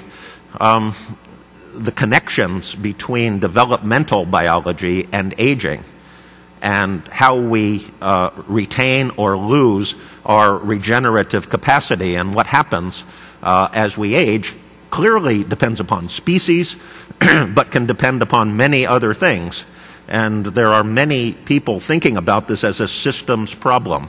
Can we boost the regenerative capacity of stem cells in our bodies, not by changing the cellular makeup or the genetic makeup, but installing them in systems or niches where they perform better and give their young kind of signaling properties.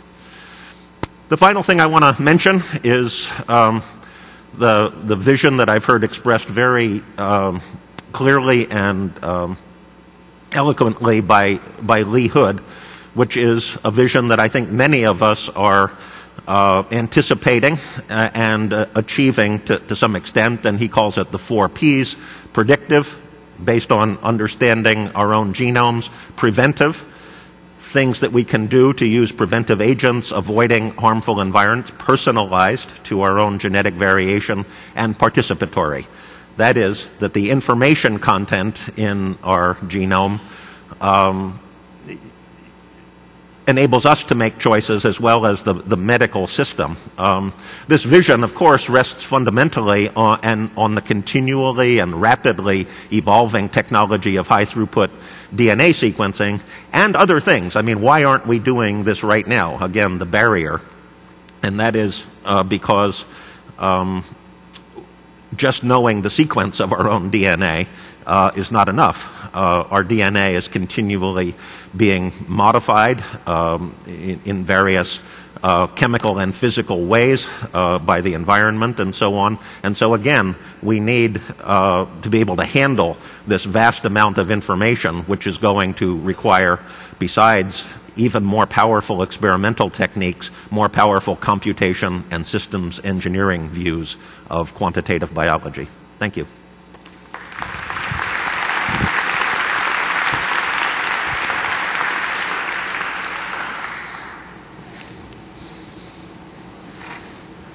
Hi, so I'm going to talk about the grand challenge of enhancing virtual reality. And I think the grand challenge book gives a pretty good definition of what this is, but you kind of look at this compared to medicine or energy or something, you wonder what they're actually doing here, because this seems like it's video games and movies. And so why is this important? Why does this belong in this list? And I'm going to try to make the case for that today, and then talk about some of the challenges within this grand challenge and some of the breakthroughs that are needed. For me, the inspiration for this goes back to, you were talking about Vannevar Bush, and in following in his footsteps was Doug Engelbart at SRI. He was, and his group were responsible for the mouse, GUI. They were pioneers of the internet and hypertext. So they did a lot to make technology accessible to people. And he talked about it in these terms. He said that the real point of computation is augmenting human intellect. And I just think that really captures it, because that's, to me, that's the whole focus is augmenting humans and making us more capable. And if you look at it that way, then how we interact with computation becomes really central to how useful it is. And if you want that interaction to be effective and intuitive, then you want it to fit with the way our nervous systems have evolved to work. And they've evolved for eons to work really well with the physical world around us. So it seems obvious that a really powerful way to interact with computation would be through a virtual world that has this intuitive feel of the real world. And this is going to become even more important as computers just get more and more powerful and present us with just tons and tons more data. Sorting through it and interacting with it and making it useful is going to be a challenge. So I think that this virtual reality or interacting with computers in the way that we've evolved to interact with the real world is really key. I think one step beyond that is to then go to what I call augmented reality, what people call augmented reality, which is having this blend of the real world and the virtual world so that they are fused seamlessly. And that's where we get to what Engelbart talked about as the real goal here, which is boosting mankind's capability for coping with complex, urgent problems. And so, in short, what I find most exciting about this particular grand challenge is that I think it could boost our ability, enhance our ability to meet the other grand challenges. So, how are we doing with this? Well, a long time ago, this was the way we interacted with computers, was with teletypes. And there was no 3D images or anything. Today, 3D imaging is fairly common. We made a lot of progress, but still, if you look at how we interact with it, this is one of our systems. We interact with these 3D worlds by looking at a 2D display. We've got our hands on a mouse, not on the virtual object. There's no tactile feedback. And, the interface looks something like this. So, what we really want, I could say, is high-quality real-time images. We want natural, immersive displays that are personalized, so each person gets a different view, and they're seamlessly fused with the real world and have a very natural way of interacting with them. So I'm going to go through each of these in turn. The high-quality, all right, these were much more highlighted when I was there. All right, I didn't see that it went forward. Okay, the high-quality real-time images are the easiest part. We're making a lot of progress on that. We're still really high-quality images take a long time to make. You can get them interactive, but with GPUs, they're getting closer to getting high-quality images that are really interactive. The next is natural immersive displays, and we're getting close to that. We're getting cheaper, large field of view displays that can show this high-quality resolution imagery. And as this gets better and better, you're going to get more convincing telepresence as you do. Some of the teleconferences are better and better at this, but you really want to feel like you're right in the room with the person. To really do this, you want to capture the scene in 3D so that as you move, it really seems like the person is right there. And if it becomes that unobtrusive, you could be sitting there at your desk at home or across the country and working with someone across the room, and it seems like they're right there. Or you could have dinner with your family while you're traveling. Or if you're going rock climbing, your grandmother could kind of come along for the view. So there's all kinds of possibilities if we get that. We also want to be fused with the real world so that what you're seeing in this virtual world can overlay with the real world and enhance information about it. Part of that is making each view individual so that every person then sees something different, or at least sees it from their point of view. This seems, I think, really challenging, but also where a lot of the payoff is. One idea that you might imagine for this is to incorporate it into glasses or maybe into contact lenses, and there are a lot of challenges here. Focusing the display on the retina, and particularly it's keeping the images that you're seeing registered on top of the real world. There's an interesting work just recently at the University of Washington by building a contact lens with an imprinted electronic circuit and a small image array. And so again, this is really preliminary, but you can imagine if you had that sort of display, you could do everything from having a virtual guidebook as I go around the city showing me, you know, what the sites were, translating the signs, or answering questions like, you know, what's that bird, or what's the name of the person that this is coming up to shake my hands, because I forgot. If we did that, we would be able to interact with have these worlds shown to us, but then we need to be able to interact with them in a really natural way. And that means not just seeing them, but being able to feel and manipulate virtual objects as if they're really there. There's been some early work along these lines with things like data gloves that you put on that provide force feedback, so it feels like you're touching a virtual object, but we've got a long way to go with this. If you put all these things together, though, what you end up with is really this realistic virtual reality, or this realistic augmented reality, and that's where the applications, I think, get just remarkable. And let me give you just one example of that, and that is surgery. Basically, I'd like to have my surgeon be able to operate with X-ray vision, so they can see all the medical data, all the imaging perfectly superimposed on my body as they're operating. You know, this idea has been around for a while. There's a few viable products today. Here's some early work that was done a long time ago with ultrasound, and I love the view of the on the left there with the huge headgear and all looking into the body. But you can see that they're looking, you know, through the abdomen into the view of the ultrasound as if it was X-ray vision. You know, it was cumbersome. The display wasn't great. It sort of lagged behind, but the idea is exactly right, I think. So once we have really great augmented vision and natural 3D input, this idea could become a practical reality, so that doctors could see MRI data fused with the patient's body, and that could be merged with various real-time data collected by various sensors, and they could use other sensors like, you know, senses like sound for hearing the blood pressure or pulse, or maybe tactile feedback, so that when they're operating, that cutting a nerve would be something that would offer more resistance or require them to confirm that that's what they really want to do. And then if you could digitize the geometry at a remote site, you could have the doctor doing this sort of surgery at a distance remotely.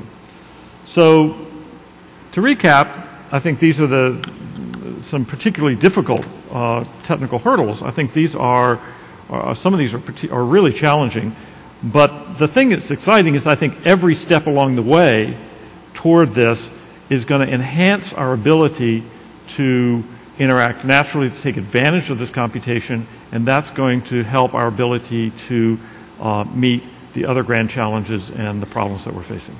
Thanks.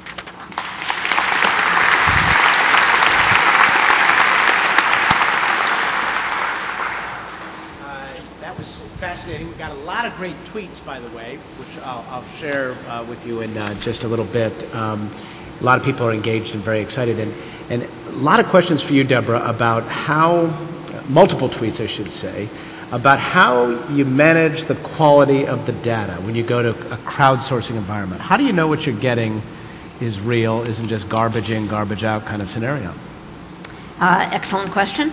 And as those people who participate in sort of Wikipedia and other open content communities, one of the most effective ways for doing that is that you have a lot of peer reviewing of the content itself. So one of the things we've learned through all of these things, all of these participatory sensing engagements, is you have to bring data back to the people who are collecting data. They're not going to sustain that engagement, they're not going to do a good job, and they're not going to be able to review each other's results and provide that scalable set of resources to view results to match the scale of the data coming in. So there still is expertise. There's still a notion of having easy tools for people to review the quality of data. So we often have a picture along with the tag. Really, the data is all in the tag. If computer vision was a solved problem, we wouldn't need those tags, right? But computer vision is not yet a solved problem, and we're pragmatic. So we have people tag their pictures. Now, when you start, but it allows for an expert then to review the material in a relatively straightforward way. So it by all means is a challenge. We need spam detectors. We need tools for people to review the results. But most of all, you need to make use of the power of the crowd. And I have particular interest in crowdsourcing where what's being collected is of interest to the crowd. So there's Mechanical Turk style where you get people to look at stuff that they don't have any particular connection to, but you're making use of their cycles. In this context, I think we're making use of people to collect data and contribute data to things that they care about and have some local expertise.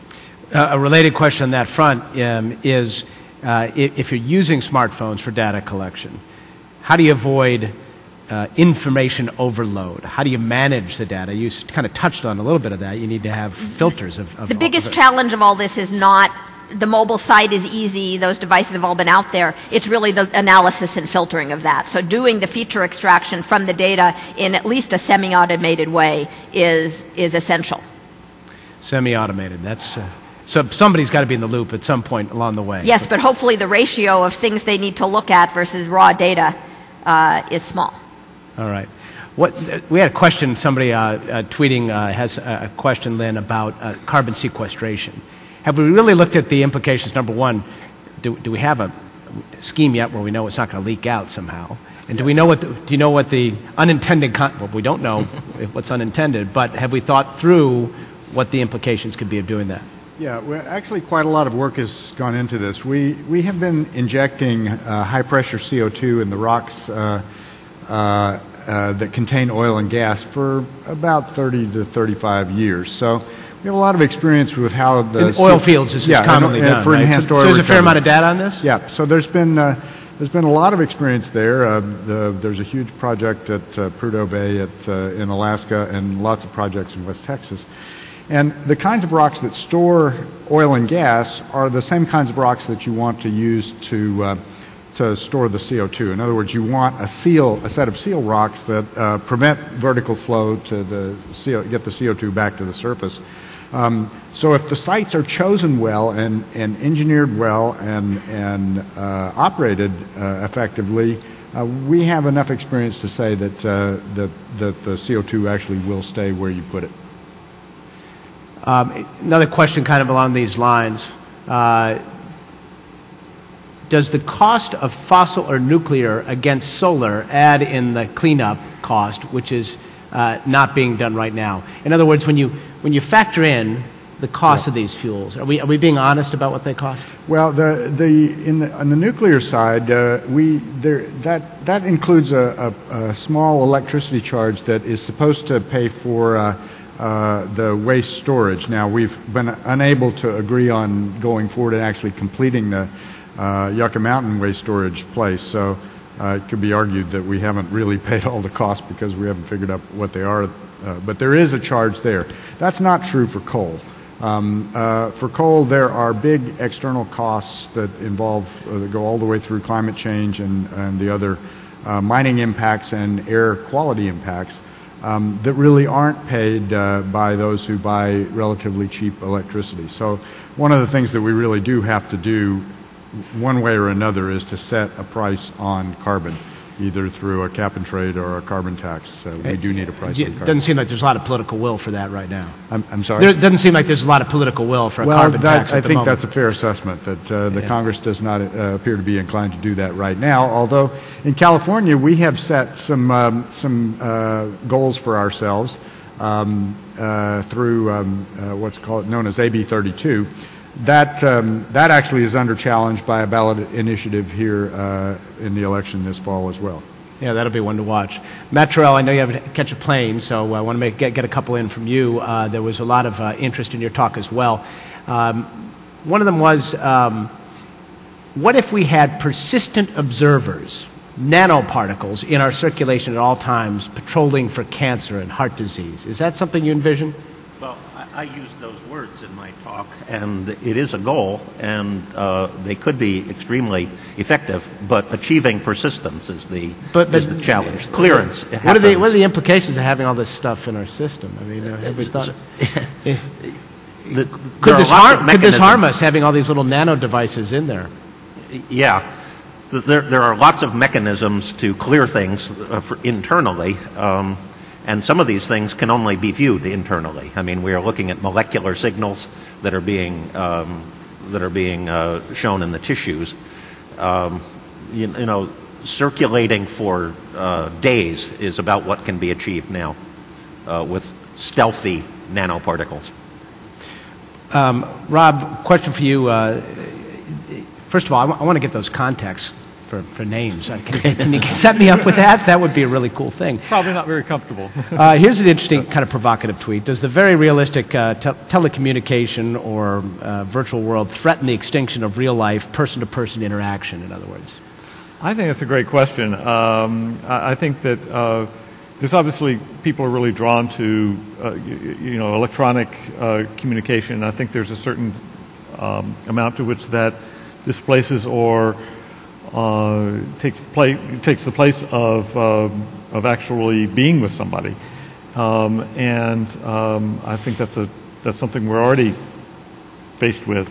I think this will make that remote presence more like actually being there with the person. At least that's my hope. So I think if someone is traveling and they can spend dinner with their family, that seems like it's a lot better than just the phone or right. So I think the better we get, the more it actually is like being there with the person and not this poor substitute, not sort of the grainy black and white photograph equivalent of telepresence. Right. So you don't envision us all being an Avatar or the Matrix anytime soon, right? Not anytime soon. All right. Yes, go ahead. I would just say that I really hope you guys get on with this, because if you look at my own personal carbon emissions, they are dominated by air travel.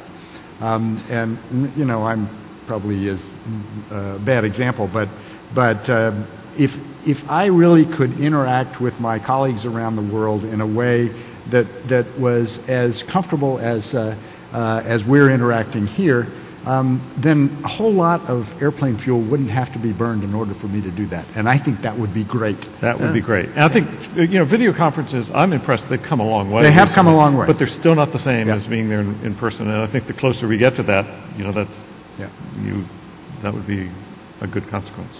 Jean-Loup, let's look at the big picture here for a minute. What do we see as insurmountable technical barriers? I've been reading a little bit lately about, perhaps it's time to think about retiring Moore's Law because we're just running out of space on silicon. But then the other day, the Nobel Prize is awarded for graphene, which I read could very well become a substitute for silicon. We could get down to atomic level circuits, which is a pretty amazing thought, kind of mind-boggling. But do you dare to say there's anything that's insurmountable? No. Good.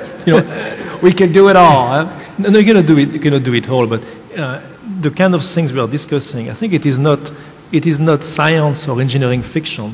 The four presentations you had here and what I see happening at many other places on campuses, be it in energy or in biology or in computing or in like virtual reality work. I think those things are going to happen in some ways over not my lifetime likely, maybe I hope it will, but at least over the next 50 years or so. I think those things are grand challenges that can be overcome. When you are talking, I happen to work at Caltech where we have large space exploration program, where you are talking about going to Mars or beyond Mars, then I think it may be a bit further down in terms of what we can accomplish. But I am very confident in the area of energy, for instance, that many of those things that you discussed can be accomplished. And the question which was asked about virtual reality in a way that you can travel less, I think is doable over the next 20 years or so.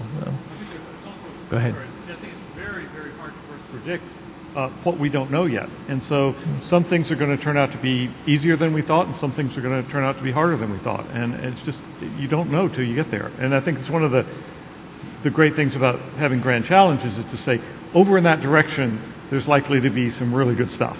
And, you know, some of it we just don't know yet. Well, you know, I guess human beings tend to think in a linear fashion, and technology explodes exponentially, right? So it's hard for us to go there, isn't it? So what are, we've amazingly fascinating ideas, all of you. What are the barriers then when you start thinking about the grand challenges and making them a reality? Is it policy? Is it money? Is it education? What are the things that hold us back? Let me mention a couple which I don't know if you call them barriers, but things which concern me. Okay, and start with a couple. One I mentioned in my remarks is that until 10 years ago, the US had very limited competition in terms of the best science, the best engineering, the best people being from this country or from elsewhere. And there is a dramatic shift. Now we are seeing significant competition. You know, from that standpoint, the world is becoming flat in a sense. Okay, and I think we need to adjust to that. And there is a significant adjustment that will be needed in terms of making sure that we remain a place of destination for the best, and the best being from here or from elsewhere. And that's really something which is concerning me. The other thing which is concerning me is that you know, there are clearly signs that we are becoming less agile, are moving from the great science, the great discoveries mentioned here, to actually implementing them in the country. There is a tendency for a number of great discoveries more and more to be taken over and implemented elsewhere. It is, for the world as a whole, it's good, okay? But from the standpoint of the US economy, jobs, and so on, that is, I think, of a concern. Well, then, as a devil's advocate here, let's pose the question. If the problems get solved, do we care where they get solved? How important is it that it's homegrown? But let me get one is, if we are going to solve the energy problem and develop the next big thing in solar energy, I think it is advantageous for this country to be in a game first than to be in a game number third or fourth. Yeah, go ahead. The thing that I'm most struck by, and maybe I appreciated this an hour ago, but not quite in the same way, is the commonality of some of the problems we've talked about here, dealing with huge amounts of information, to the more mundane things but difficult to achieve, of excellent mobile power sources and low power consumption devices. These things affect everything we've talked about here today. Rob. Go ahead, one of the things that concerns me is, are young people getting excited and interesting, and are the best and brightest people going into this and tackling these problems? You know, I grew up during the space age, and it was so exciting, and, you know, science and engineering was, I mean, that was cool. That was something, you know, that was really an exciting thing to go do. And you look at some of the statistics that Dr. Vest was showing, and it's just, it's sad that it's not the thing that kids are getting engaged in, and they see it's as exciting. And it seems to me like they should get that's interesting, because what every person here said today I thought was very exciting. And very cool. Yeah, why, it is. Why is that not the general public not getting that? If you want to change the world, this is a way to do it. And I don't, but that doesn't seem to come across somehow. And kids are not as interested in it. And I think that's a failing of our society somehow. Yeah. Lynn, go. Well, I wanted to come back to what Matt said, and that is that if you think about where we are in the world now, we are only just beginning to be able to understand our place in these complex natural systems. And it could be argued that we're engineering the planet already, but we're doing a lousy job of it. But that means that we are on the verge of understanding how to do this much, much better. And it requires contributions at every level, from the inexpensive sensors to the ability to manage very complex systems, and to do it in ways that bring talented people to work on this. It is such a big challenge, but it is one that we really can do if we stick with it. Now, we are going to have to stick with it, and I worry a little bit about our That's a big if. Attention span from time to time. I'm sorry, what were we talking about just now? Yeah. But you know what? If you think back to the 1970s, many of these people are too young to do that, but we were having the same kinds of arguments about air pollution and whether we could control it. It was going to cost too much and it was going to bankrupt the economy and all of that. But we made up our minds to do it and we stuck with it. And while we haven't solved every problem, it is hugely better now than it was.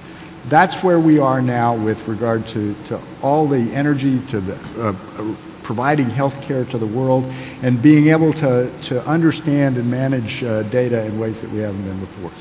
We can do this. Do you want to add? Yep, I'll just add to it. I think some of the barriers have to do with market failures that we've had, that we see the results of, and that there's, again, going to need to be some political will for roles of having healthier ecosystems. You can look at the role of information technology in health and the medical system, and the need now government's trying to make finally our electronic health records come online, right? There are other contexts in which we've seen next year, right? Let's not have these plastic water bottles here. Speaking of hidden costs, right? Yeah. Not adequate. And so trying to out some of these externalities and deal with the ways in which the markets don't always bring us the best results is going to be some of the things I think we have to do to make things more sustainable. Yes. So, I think from a policy standpoint, one of the issues is to have sustained support for those activities. You take the example of energy. If we had been investing in energy research at a decent level for the past 30 years, we wouldn't be where we are now. That's so sure. Sustained policy, sustained support over time, and it applies to the medical science as well and so on. It is more important than big jumps from time to time and then retrenching and so on. And there has been a lack of political will to do that. I'm sorry, did you have something to add to that? So it seems to me that, and we're not doing the policy session here, but we keep talking about political will, and I think Tom Friedman was the one who said, the world is flat, guys, who said, we're a nation run by lawyers who don't understand either a balance sheet or technology. I'm paraphrasing. So how are we going to get through to them? Well, I think we have to engage the students that are in this room and maybe a few more besides. Fundamentally it's a challenge of educating ourselves and our population in a way that can help all of us understand our responsibility going forward. Any other suggestions that we can take away here for the students or anybody else watching? Well, you know, I think just to build a little bit on what Lynn said, you know, science and engineering are deeply connected, but there's a philosophical difference between the two. And, you know, engineers invent things that didn't exist before. Science is about discovering nature. Engineering is about invention. So I'd like to, and I don't think one is more creative or better than the other, but I'd like to really instill that spirit in people thinking about what can be done. It's not just, you know, learning a lot of science. It's about transforming the world, which is what we have talked about here a couple of times already this morning. Do you think we teach kids, students, do they understand even what that distinction that you mentioned? Yeah, I'm not so sure. I'm not so sure. That would be an important point to get across, don't you think? How are the kids you're getting at Caltech these days? As good as ever? Much better than the president. Do they stay in the U.S. or do they go back home? The ones that are from overseas? The ones from overseas, quite a number of them still stay, because it's still very attractive to stay in this country. However, it is not at the same level as it was a number of years ago for two reasons. One is that opportunities exist for them in other parts of the world. And by the way, not always in their home country, but they're in other parts of the world. And two, and that's something I think we can change over time, I hope, is that we have been viewed, and say we as a country, we have been viewed as less welcoming than we used to be for people from other countries. So I think we have to work on those two issues. But it's still, you know, the main concern is to make sure that you still attract and retain the best. And I think there is much more intense competition than there used to be. All right, we're going to have to leave it at that. We'll try to catch up on some time. Thank you all very much. Good way to start off the whole thing. Jean-Luc Chameau, Deborah Estrin, Lynn Orr, Matthew Tirrel, and Rob Cook. Great panel. Good discussion. Thank you.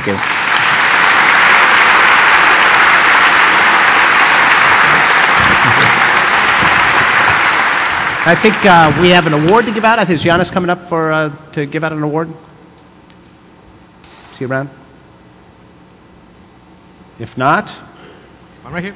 Oh, there he is. There he is. There he is. Give him a round of applause. Okay. Thanks.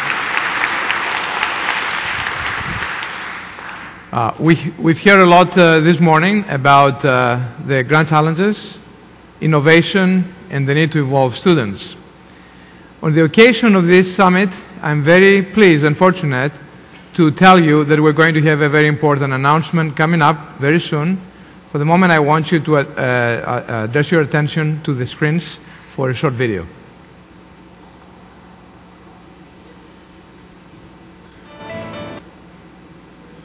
Have developed 14 grand challenges. The innovations of this prize to be within one of the grand challenges, so it would be the most relevant to the betterment of our nation. We are going to have a lot more competition than before, and therefore it requires for us to innovate.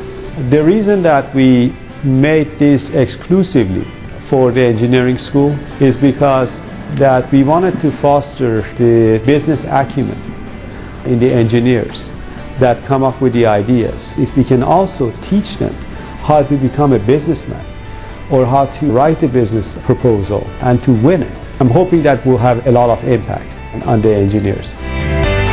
My background is I attended engineering at Portland State University in Portland, Oregon. And I went to University of Texas at Austin to pursue a master's degree. And then I finished at MIT receiving a doctoral degree, all in engineering. I came from Tehran, Iran when I was 18. Interestingly, in my case, my parents wanted me to go and study medicine and become a medical doctor. And I revolted against them, and that was the best decision I've ever made. The field of engineering is the most flexible, the most broad field that one can study. Being an engineer, you can become a lawyer, you can become a businessman. In the field of medicine, the majority of improvements and innovations in the past 20 or 30 years have been from engineering. Being an entrepreneur and having an idea sometimes are two different things.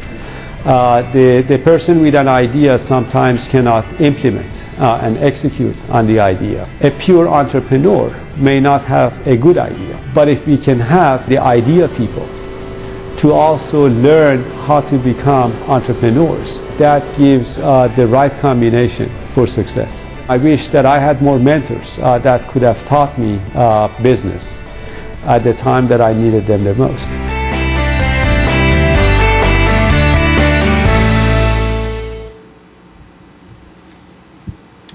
It's now my pleasure again to introduce the president of the University of Southern California, CL Max Nikias. Hi, Yannis. Thank you. Thank you, Dean Yortsos. Hello, everyone, again.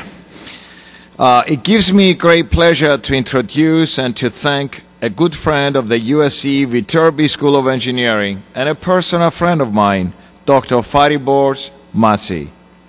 All of us here today know that many of the innovations that are essential to our lives, from cell phones to the internet to medical technologies, have emerged from the imaginations of engineers. While engineers can do many things, they cannot solve the world's biggest challenges on their own.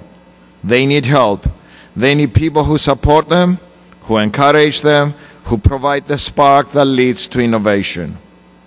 The NAE Grand Challenges are no exception. Fariborz Maseeh is one of those people.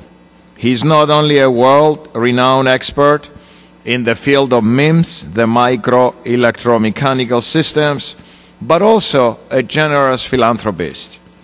And I'm delighted that through his Massiah Foundation, Dr. Maseeh is donating more than $1 million to fund the Massey Entrepreneurship Prize competition in the USC Viterbi School of Engineering.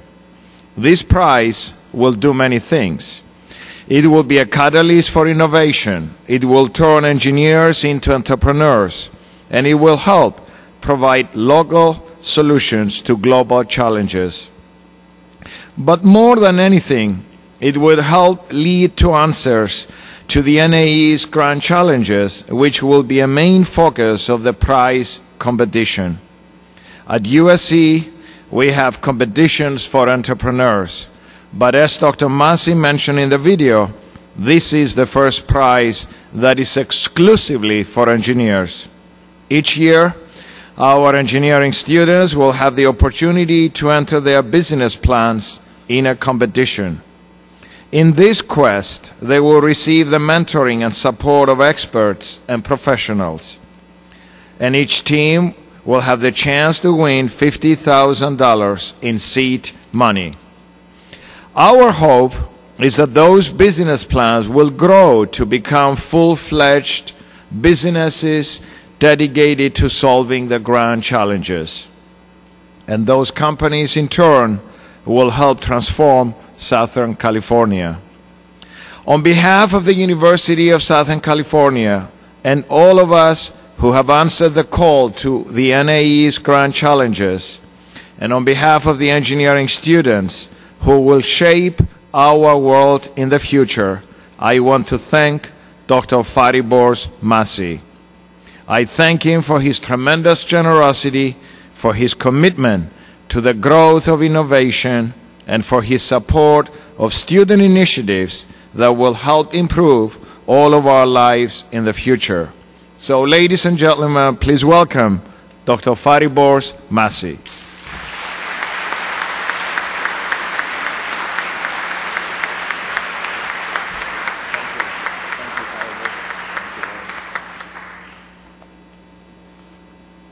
Good morning, everyone. Before I start my pre-prepared remarks, I just wanted to make a few quick observations. Thank you, Max, for the generous introduction. Did you notice the fact that the former president of MIT and the current president of Caltech are all in the same room? So I'm waiting for a pranks to be pulled here. So one of these. And the other observation that I had is that one of the grand challenges of our nation, it appears to be to bring joy and pleasure. And I don't know if we're going to have a session for that or not, but as one of our national grand challenges of the engineers will be for them to innovate ways to bring joy and pleasure to themselves. In fact, yesterday, one of the students says that amongst all the 14, that's the only one that he's interested in. And that may open a big can of worms at some point. Yeah. But Dr. West remarked yesterday and today that though a significant number of our life-changing innovations of the past 100 years have come through engineering innovations, engineers could not have accomplished them alone. They needed and will need the assistance of industry, government, media, and others to propagate their creativity. From light bulbs to lasers to fiber optics, from airplanes to landing on the moon, from air conditioning to assembly lines for mass productions, from telephone to telegraphs, to internet, to digital communications, from transistors to personal computers, to smart and iPhones. And the list goes on and on for a long time.